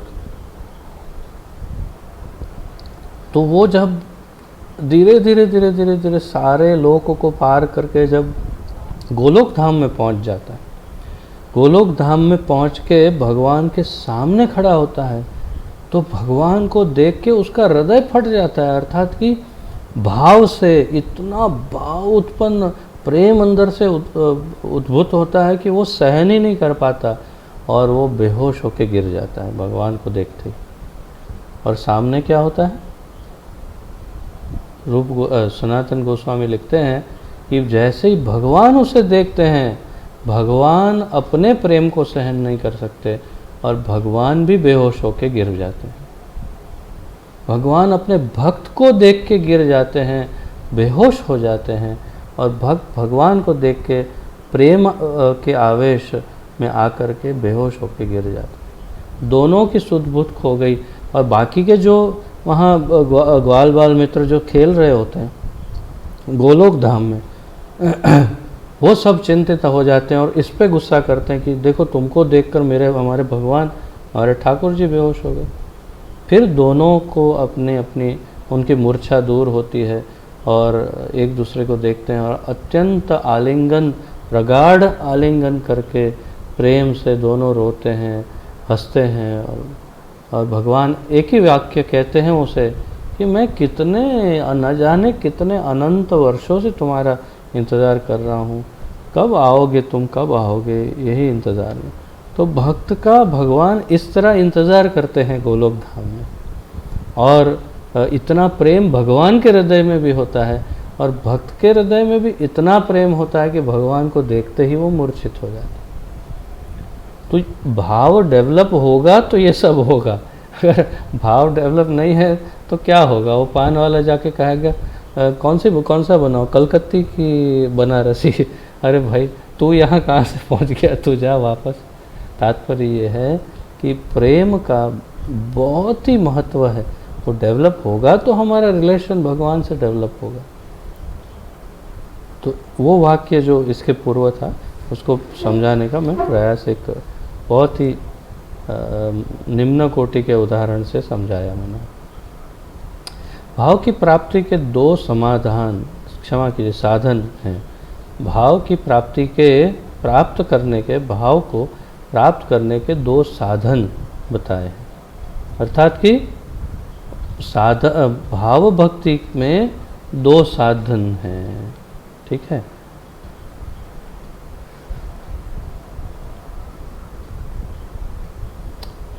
एक तो निरंतर शुद्ध भक्तों का संग करना है और दूसरा साधन अति धन्य व्यक्तियों पर होने वाली श्री कृष्ण अथवा श्री कृष्ण के शुद्ध भक्तों की विशेष कृपा।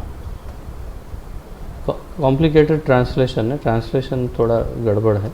तो एक तो निरंतर शुद्ध भक्तों का संग और दूसरा भगवान के शुद्ध भक्तों और भगवान, इन दोनों के द्वारा दी हुई विशेष कृपा। दो अंग आप दोनों लिख सकते हैं। भाव भक्ति को प्राप्त करने के दो माध्यम हैं, दो साधन हैं। दो प्रकार से भाव भक्ति प्राप्त हो सकती है। कैसे? एक तो शुद्ध भक्ति, अभी यहाँ वैदिक भक्ति की तो बात ही नहीं की है, रागानुगा की बात ही नहीं की है। ऐसा कहीं कह नहीं रहे हैं कि वैदिक भक्ति से रागानुगा होगा या फिर राग उत्पन्न हुआ होगा तो भाव। यहाँ पर बहुत विशेष दो साधन बताए। पहला साधन निरंतर शुद्ध भक्तों का संग, एसोसिएशन, संग, और वो भी शुद्ध भक्तों का, अर्थात उन्नत भक्तों का निरंतर संग करने से भाव हमारे हृदय में उत्पन्न हो जाएगा। जब आप भावुक और भावनात्मक ढंग से भक्त को सेवा करते, उत्तम भक्त को आचरण करते, भगवान के साथ आदान प्रदान करते देखेंगे तो धीरे धीरे आपका हृदय भी उसी भाव को ग्रहण कर लेगा। ये सामान्य बुद्धि की बात है। तो हमें ऐसे भक्तों का संग करना चाहिए जो उन्नत हो, जिनके हृदय में भाव उत्पन्न हुआ हो। हमारा संग बहुत ही महत्वपूर्ण, आप जानते हैं, फिर भी पुनरावर्तन कर रहा हूँ, सबसे महत्वपूर्ण है संग। किसका संग करेंगे उसका रंग चढ़ेगा। तो हमें उत्तम भक्तों का संग करना चाहिए। और दूसरा साधन, जो उत्तम भक्त हैं उनके द्वारा या श्री कृष्ण के द्वारा कोई विशेष कृपा अगर प्राप्त हुई हो, यानी कभी ये उत्तम भक्त बहुत प्रसन्न हो गए और उन्होंने अपने कृपा आशीर्वाद दे दिए, भगवान को प्रार्थना कर ली कि भगवान इनको, ठाकुर जी इस भक्त को आप अपना प्रेम प्रदान कीजिए। इसलिए चैतन्य महाप्रभु हमेशा आशीर्वाद देते थे, कृष्णे मतिर अस्तु, महाप्रभु का आशीर्वाद था सबको कृष्णे मतिर अस्तु। आप लोगों को भी इसको प्रैक्टिस करना चाहिए। जो हमसे बहुत ही जो जूनियर हो, कभी आपको प्रणाम करे, बहुत जूनियर, या फिर आपके पुत्री आदि, या ऐसे कोई व्यक्ति जो सामान्य लोग, यदि कोई जो भक्त नहीं है वो आपको कभी प्रणाम कर ले, तो आपको या तो उच्च स्वर में या मन में आप आशीर्वाद दीजिए, कृष्णे मतिर अस्तु, अर्थात कि तुम्हारी मति कृष्ण में हो, अर्थात कि तुम्हारे हृदय में वो भाव हो, तो भाव उत्पन्न हो जाए। तो जब सीनियर भक्त आशीर्वाद देते हैं या फिर भगवान स्वयं कभी कभी अपने आप ही कृपा कर लेते हैं, ये भगवान का भी स्वभाव है और उनकी इच्छा की बात है। तो भगवान की या उनके शुद्ध भक्तों की कृपा से भी भाव उत्पन्न हो सकता है।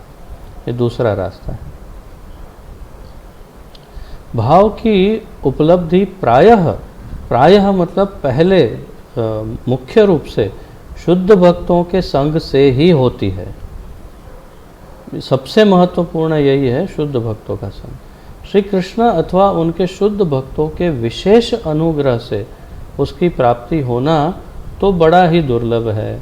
तो ये थोड़ा दुर्लभ है कि भाई भगवान अचानक बिना कारण ही अहेतु की कृपा दे दे, और चैतन्य महाप्रभु कर सकते हैं। चैतन्य महाप्रभु का तो कार्य ही यही है कि अहेतु की कृपा देते ही जाते हैं। लेकिन कृष्ण इतने आसान नहीं है, कृष्ण नहीं देते। तो महाप्रभु का हम क्यों लेते हैं शरण? हम क्यों महाप्रभु के भक्त हैं? क्योंकि महाप्रभु ही हमें कृष्ण की कृपा दिलवा देंगे, और वो स्वयं ही कृष्ण है। परंतु फिर भी कृष्ण भक्ति की अगर कृपा चाहिए तो महाप्रभु दे सकते हैं, नित्यानंद प्रभु दे सकते हैं। तो उनकी और शुद्ध भक्तों की कृपा इतनी आसानी से नहीं मिलती है। वो थोड़ा कभी इसमें बड़ा विलंब भी हो सकता है या ना भी मिले, ऐसा भी हो सकता है। परंतु शुद्ध भक्तों के संग से अवश्य और निश्चित रूप से भाव की उत्पत्ति हमारे हृदय में हो ही जाएगी कालांतर में। ये निश्चित है, ये बड़ा निश्चित है।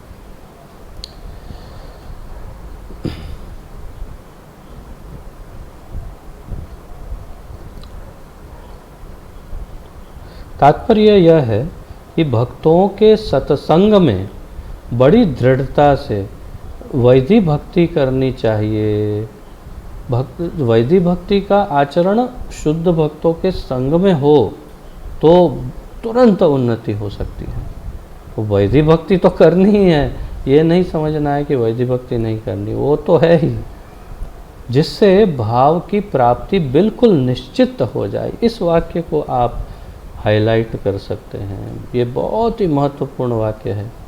इसे आप बोल्ड अक्षर में लिख सकते हैं, या फिर जैसे इतने जितने भी हाईलाइट करवाएं उन वाक्यों को अलग से एक पेपर में लिखते जा सकते हैं कभी, ताकि हम उन्हें मेन पॉइंट्स के रूप में कभी भी सीख सकते हैं, समझ सकते हैं। मुख्य पॉइंट है ये।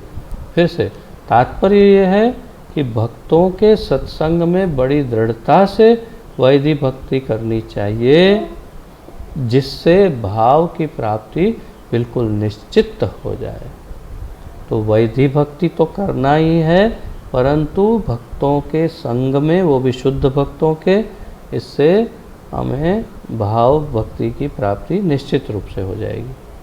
तो ये मुख्य पॉइंट्स 3 हैं। ठीक है। यह अवश्य है कि विशेष अवसरों पर श्री कृष्ण की असाधारण कृपा होती है। तो किसी विशेष अवसरों पे भगवान अचानक कृपा देते हैं। जैसे कहते हैं कि मंगला आरती में आप भगवान के सामने खड़े रहें, तो पहले जैसे ही भगवान के सामने आप खड़े रहते हैं, भगवान आपको विशेष कृपा देते हैं। हमें सदा उसकी आशा तो करनी चाहिए, उसकी आशा करनी चाहिए कि हाँ हमें विशेष कृपा मिले, पर श्री कृष्ण के विशेष अनुग्रह की प्रतीक्षा में हाथ पर हाथ धरे निष्क्रिय नहीं बैठना चाहिए। इसको कहते हैं हाथ पर हाथ धरे, ऐसे और ऐसे बैठे रहते हैं। जैसे कहते हैं हाथ पर हाथ धरे निष्क्रिय नहीं बैठे रहना चाहिए कि हाँ कृपा मिलेगी, कृपा मिलेगी। वैदिक भक्ति करनी है, और वो भी शुद्ध भक्तों के संग में। विधि के कर्तव्यों का पालन अवश्य करना है। यह वैसे ही है जैसे कभी कभी देखा जाता है कि जिसने कभी विद्यालय का दर्शन नहीं किया उसको भी महापंडित मान लिया जाता है, अथवा विश्वविद्यालयों की समानार्थ उपाधियों से विभूषित किया जाता है।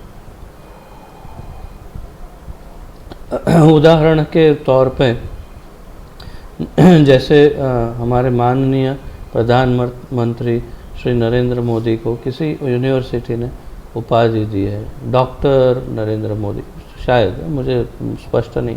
जैसे अमिताभ बच्चन को ये स्पष्ट रूप से पता है मुझे कि उन्हें किसी यूनिवर्सिटी ने ये उपाधि दी है, डॉक्टर अमिताभ बच्चन।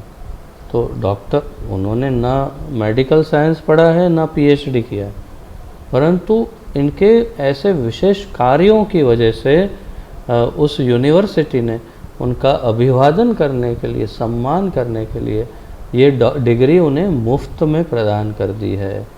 मुफ्त अर्थात पैसों की बात नहीं है, बिना उस परिश्रम किए। परिश्रम उन्होंने बहुत किया, परंतु बैठ करके पढ़ाई करके परीक्षा नहीं दी है, फिर भी उन्हें वो डिग्री प्राप्त हो गई।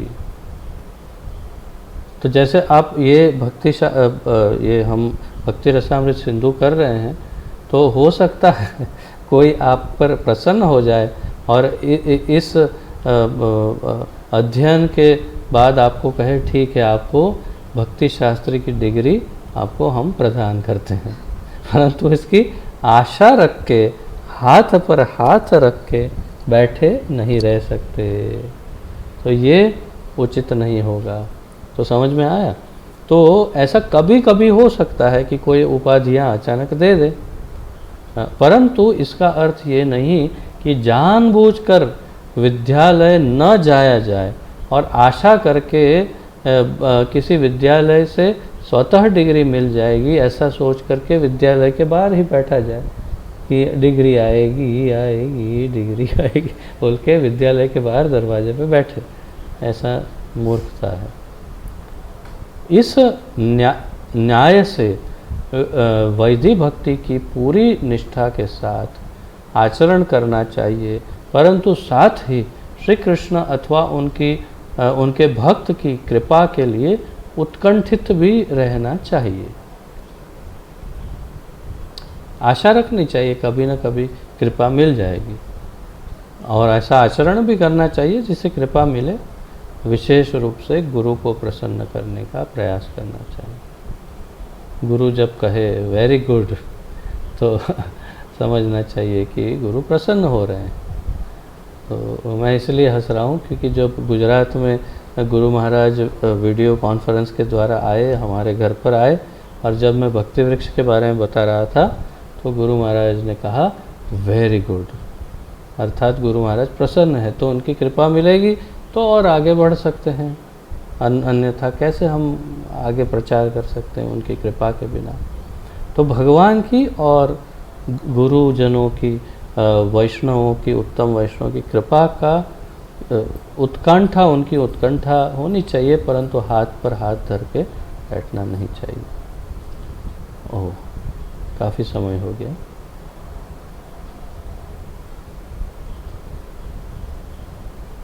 तो आगे फिर नारद जी का उदाहरण आता है कि किस प्रकार कृपा प्राप्त हुई उन्हें इत्यादि। तो ये सब हम अब कल इससे आगे बढ़ाएंगे, समय अधिक हो गया है। अन्यथा भाव का प्रवाह जो है वो तो रुक ही नहीं रहा है। आज तो मैं और भी ज़्यादा उत्साह में हूँ, आनंद भी आ रहा है, हाँ? बहुत अच्छा लग रहा है, आनंद आ रहा है आप लोगों की। परंतु मुझे कोई विशेष अगर अनुमति मिले तो ही मैं आगे बढ़ सकता हूँ, अन्यथा आगे बढ़ नहीं सकता। तो क्योंकि 7 बज गए हैं, तो अगर किसी की विशेष अनुमति मिले तो ही मैं आगे बढ़ सकता हूँ, नहीं तो आगे तो बढ़ नहीं सकता। अगर कोई विशेष अनुमति देंगे तो ही नहीं तो फिर यहाँ पर विराम ले लेंगे। तो नहीं दे रहे हैं कोई विशेष अनुमति, तो ठीक है, हम यहीं पर आज विराम लेते हैं और आगे बढ़ाएंगे कल। इसमें से आधे तो अपना वीडियो ही बंद रखते हैं, इसलिए पता भी नहीं चलता कि उनकी विशेष अनुमति है भी कि नहीं। हाँ, 4-5 जनों ने हाथ ऊपर किए हैं, आप 4-5 जनों का बहुत धन्यवाद। परंतु सभी के जब हाथ ऊपर हो जाए तभी समझना चाहिए कि ये अवश्य सबको रस आ रहा है इसमें और आगे बढ़ सकते हैं।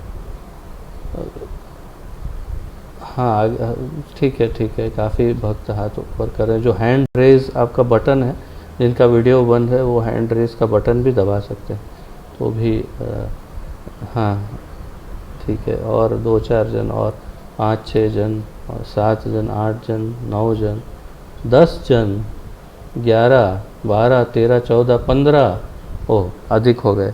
अब तो आगे बढ़ना पड़ेगा, क्या करें, अब तो मजबूरी हो गई है। चलिए फिर, आप सब ने जब अनुमति दे दी है तो बढ़ जाते हैं आगे। तो नारद मुनि का अब उदाहरण आ रहा है कि उन्होंने कैसे कृपा प्राप्त की और उनका भाव जो है विकसित हुआ। ये बड़ा विलक्षण है ये उदाहरण, परंतु ये सबके साथ नहीं हो सकता और ये सबके साथ शायद ना हो, परंतु आशा रखनी चाहिए कि ऐसा हमारे साथ हो जाए और ऐसे कार्य करने चाहिए जिससे ऐसा हो जाए, परंतु सबके साथ होगा ऐसा निश्चित नहीं है, इसलिए साधन भी करना पड़ सकता है। जैसे श्रील भक्ति सिद्धांत सरस्वती ठाकुर ने अपनी साधना को परम लक्ष्य तक पहुंचाने के लिए एक समय पर जब उनके मठ बन रहे थे तब भी उन्होंने अपना सारा कार्य रोक के ये निश्चय किया, दृढ़ निश्चय, प्रतिज्ञा की कि मैं जब तक एक दिन में कितना 3 करोड़ शायद, या फिर टोटल, हाँ इट वॉज 10 करोड़ और something like, I am completely confuse now, कि इतने करोड़ नाम जब तक मैं नहीं कर लूँगा तब तक मैं अभी कोई दूसरा कार्य नहीं करूँगा। तो प्रतिदिन, जैसे हरिदास ठाकुर के बारे में कहते हैं कि 1 लाख नाम जप, तो वे करीब 176, 172 या 176 ऐसे माला करते थे, जबकि श्रील भक्ति सिद्धांत सरस्वती ठाकुर 192 माला करते थे प्रतिदिन। हरिदास ठाकुर से थोड़ी ज़्यादा, इतना जब 10 साल तक, 9 साल करीब उन्होंने किया। और फिर उन्हें जब लगा कि अब प्रचार कार्य को आगे बढ़ाने के लिए मेरी आवश्यकता है, तो फिर उन्होंने अपना व्रत भंग कर दिया और व्रत भंग करके, पूर्ण न करके उन्होंने फिर प्रचार कार्य आगे बढ़ाया। तो तात्पर्य यह है कि उन्होंने साधन किया ज़बरदस्त 9 वर्ष तक। तो ऐसी साधना हमें करनी चाहिए, कृपा के लिए बैठा नहीं रहना चाहिए। ऐसी नहीं तो कुछ तो करनी चाहिए, 16 माला तो कर सकते हैं कम से कम, इसमें भी फाफा हो जाता है ना। तो पढ़ते, वैधि भक्ति से भाव प्राप्ति का एक अन्यतम उदाहरण नारद जी की वह कथा है जिसका वर्णन स्वयं व्यास देव श्रीमद् भागवत में करते हैं। वहाँ नारद जी ने स्वयं अपने पूर्व जन्म और भाव प्राप्ति की कथा सुनाई है। वे महाभागवतों की सेवा करते थे। आप जानते हैं उनकी माता एक दासी थी और ये दासी के पुत्र थे, और ये एक बड़ी विडंबना थी कि उन्हें पता नहीं था कि उनके पिता कौन हैं। वो एक ऐसी दासी के पुत्र थे कि उन्हें ये भी नहीं पता था कि उनके पिताजी कौन हैं।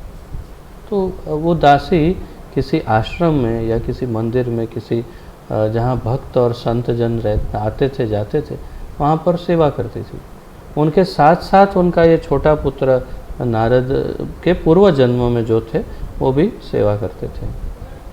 तो महाभागवतों की सेवा करते और उनके वार्तालाप और कीर्तन को सुनते थे, क्योंकि आश्रम में थे तो उनके जो भी उनकी चर्चाएं होती आध्यात्मिक वो भी सुनते। वो कीर्तन करते, वो भी सुनते और उनकी सेवा भी कर लेते थे। कार्य ही वही था उनका, दिनचर्या वही थी, कार्य वही था।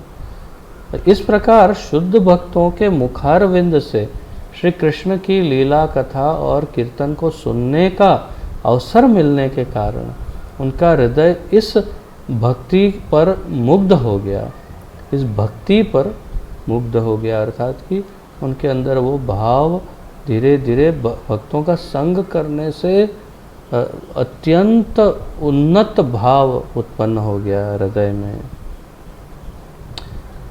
इसकी पराकाष्ठा तो तब आई जब उन्होंने उन भक्तों के उच्चिष्ट भोजन को खाया, तब उसकी पराकाष्ठा आ गई, तब उन्हें पूर्ण रूप से वो शुद्धि प्राप्त हो गई और उन्नति प्राप्त हुई उनका उच्चिष्ट खाने से। आगे इसमें देखते हैं, वे भगवत कथा का श्रवण करने में अतिशय रुचि लेने लगे और इस प्रकार शनैः शनैः उनमें कृष्ण के लिए भाव उद्भूत हो गया।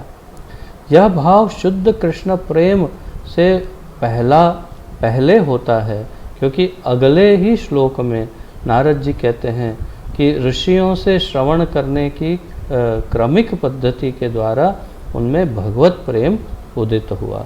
तो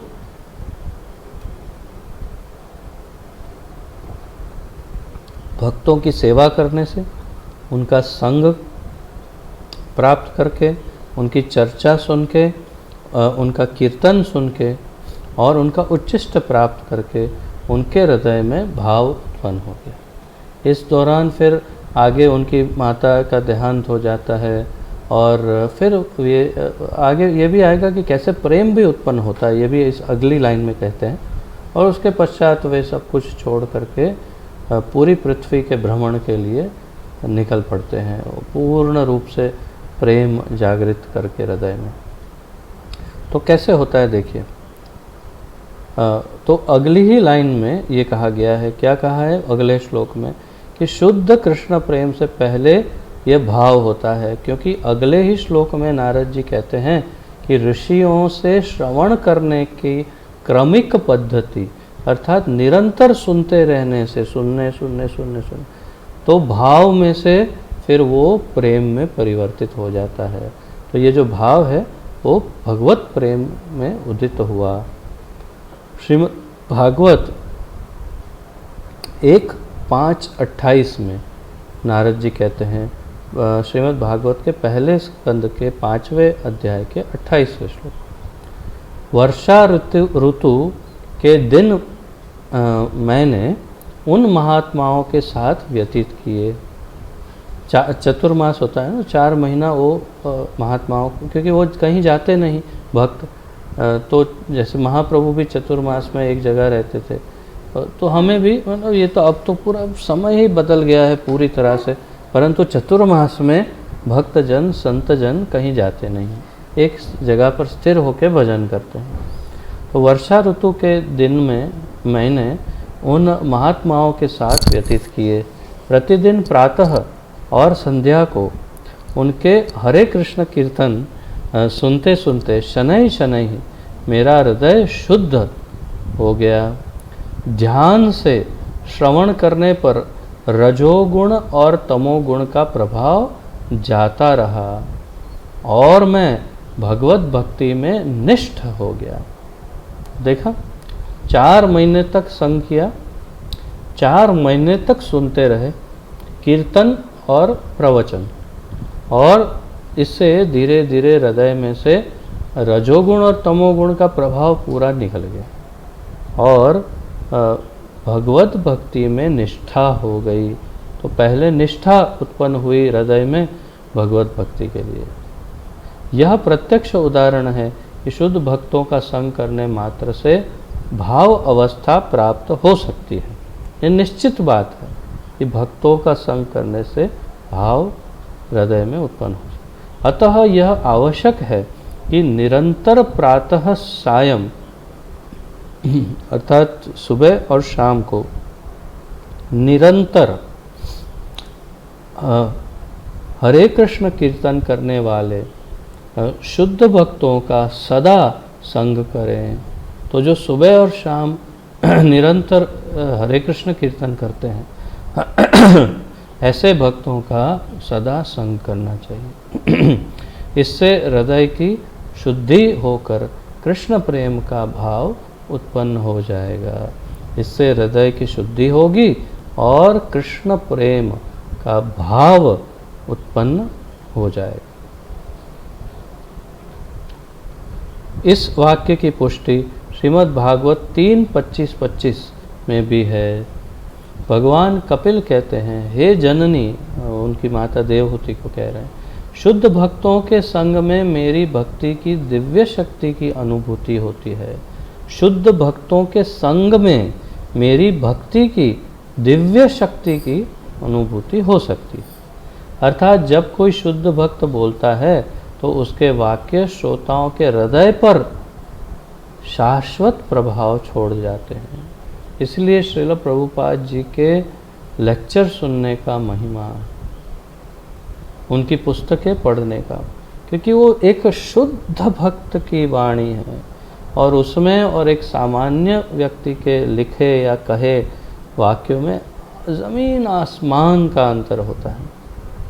बहुत ज़मीन आसमान क्या है, कुछ नहीं, बहुत विशाल अंतर होता है जिसका हम अनुमान भी नहीं लगा सकते, इतना अंतर। कोई एक नेता अभिनेता बोले, चाहे हमारे प्रधानमंत्री हो चाहे कोई अभिनेता हो, ये सब जब बोलते हैं और जब श्रील प्रभुपाद बोलते हैं तो समझ में आता है कि कितना बड़ा स्तर का अंतर है, स्तर में कितना बड़ा अंतर है। और जब श्रील प्रभुपाद जी को सुनते हैं तो उनकी केवल वाणी मात्र से हमारे हृदय में बहुत सुकून प्राप्त होता है। ये मेरा निजी अनुभव मैं आपके साथ शेयर कर रहा हूँ। जो बहुत पुराने भक्त हैं हमारे, उनको कभी हमने बताया होगा शायद, कि जब मैं दुबई में मेरे शुरुआत के दिनों में था तो किसी प्रकार भगवान, मैं बड़े डिटेल में नहीं जाऊंगा कैसे, परंतु किसी प्रकार भगवान की अनुकंपा से मेरे पास प्रभुपाद जी के जीवन के ऊपर जो हमारे इस्कॉन ने वीडियो बनाए हैं, बहुत पहले बने हैं, अंग्रेज़ी में हैं, तो वो सारे उनके जीवन में उन्होंने जो जो भी मतलब जहाँ जहाँ प्रचार किया उसके जो जो वीडियो फुटेजेस लिए होंगे वो सब को कलेक्शन करके एक वीडियो का पूरा एक सीडी का एक सेट बनाया। तो उस समय 2004 या 5 की बात है, ये 5 में होगा।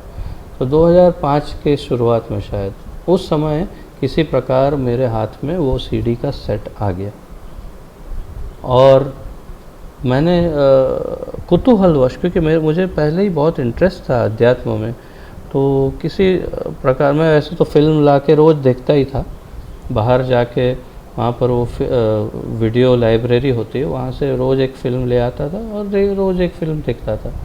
मैंने सोचा ये भी देख लेते हैं, तो ये सीडी लगाई और जो मेरा अनुभव है, बिल्कुल वास्तविक अनुभव आपको बता रहा हूँ कि जब ये सीडी की शुरुआत होती है तो हर सीडी की शुरुआत में प्रभुपाद जी का संसार दावानल कीर्तन जो है उसका रिकॉर्डिंग जो है वो बजाते हैं बैकग्राउंड म्यूज़िक के रूप में। फिर सीडी स्टार्ट होती, फिर संसार दावानल का उनका वो कीर्तन जो है वो ट्यून। तो संसार दावानल का उनका जो कीर्तन है उसको जब मैं सुनता था तो मुझे ऐसा लगता था मेरे हृदय के अंदर कोई हाथ डाल के पूरा हृदय ऐसे ऐसे ऐसे ऐसे ऐसे ऐसे हिला रहा है। ऐसा लगता था मेरा अंतःकरण पूरा हिल रहा है। ऐसा लगता था कि मेरा पूरा व्यक्तित्व ऐसा कोई झंझोड़ रहा है, क्या हो रहा है ये मुझे। और एक ऐसे दिव्य आनंद की अनुभूति होती थी, ऐसे दिव्य आनंद की कि मैंने जिसका कभी अनुभव नहीं किया, जीवन काल में कभी अनुभव नहीं किया था तब तक। ऐसे दिव्य आनंद का अनुभव हो रहा था और उस आवाज़ से मैं इतना अधिक आकर्षित हो गया था, इतना अधिक कि मेरे हृदय में पूरा परिवर्तन ही हो गया और मैंने निश्चय कर लिया कि अब इस्कॉन ज्वाइन कर लेंगे। तभी केवल सुन सुन करके इतना बड़ा परिवर्तन केवल उनकी आवाज़ से आया था। तो एक शुद्ध भक्त की कीर्तन की गूंज से अगर एक मेरे जैसे महाअधम का हृदय परिवर्तन हो सकता है, तो फिर शुद्ध भक्तों की हम नित्य संग करें, उनका नित्य श्रवण करें, कीर्तन सुने, उनकी सेवा करें, उनका उच्चिष्ट प्रसाद प्राप्त करें, तो हमारा क्या होगा। तो भाव भक्ति और प्रेम भक्ति के स्तर को पहुंचने में हमें कोई नहीं रोक सकता। तो तात्पर्य ये है कि हमें कैसे भी करके हमेशा शुद्ध भक्तों के संग की प्राप्ति करने का प्रयास करते रहना चाहिए।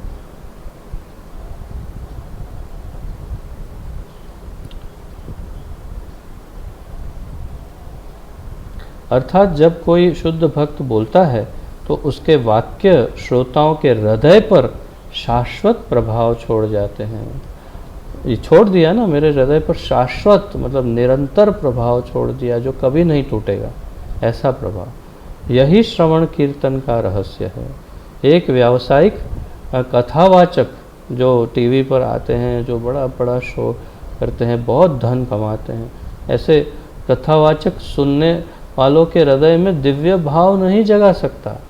परंतु जब भगवत सेवानिष्ठ आत्मज्ञानी पुरुष बोलता है तो उसमें ऐसी शक्ति होती है कि श्रोताओं में भक्ति भाव का संचार कर देता है। अतः ऐसे अनन्य शुद्ध भक्तों का ही सत्संग करना चाहिए। इन पुरुषों के संग और सेवन से कनिष्ठ भक्त अवश्य भगवान में श्रद्धा, रति और भक्ति को प्राप्त कर सकेगा। वास्तव में प्रभुपाद जी अपना ही स्वयं का वर्णन कर रहे हैं, लेकिन विनम्रता है कि बता नहीं रहे हमें, परंतु ये सब उन्हीं का वर्णन है कि उनके जैसे शुद्ध भक्तों का संग करेंगे तो हम उन्नति कर पाएंगे। बाकी का अब यहाँ विराम लेते हैं, आगे स्टडी करेंगे कल से, और फिर बाकी के जो अन्य टॉपिक है वहाँ तक चले जाएंगे। भाव भक्ति टॉपिक समाप्त होगा, उसके बाद भाव के लक्षण, अनुभव, उस पर हम चर्चा जारी रखेंगे। तो आज बहुत आनंद आया, मुझे बड़ा आनंद आया, आप सबको भी आनंद आया और आप सबको भी आनंद आया होगा। तो आप सब अब तक बैठे रहे, इसलिए आप सबका बहुत बहुत धन्यवाद और आप सबको बहुत बहुत प्रणाम। हरे कृष्णा। श्री भक्ति रसा, यू हैव एनी क्वेश्चन?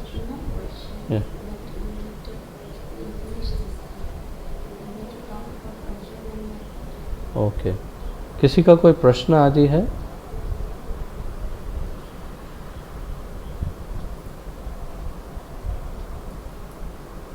किसी का कोई प्रश्न नहीं? ठीक है, तो नो क्वेश्चंस। ओके, ठीक है, तो अब जाइएगा मत, आपसे कुछ और चर्चा करनी है, परंतु इस सेशन को यहाँ समाप्त करते हैं। श्री भक्ति रसामृत सिंधु की जय। श्रील रूप गोस्वामी प्रभुपाद की जय। पतित पावन अभय चरणारविंद भक्ति वेदांत स्वामी श्रील प्रभुपाद की जय। पतित पावन गुरु महाराज की जय। आप सब भक्तों की जय हो। निताय गौर प्रेमानंदे। हरि हरि बोल।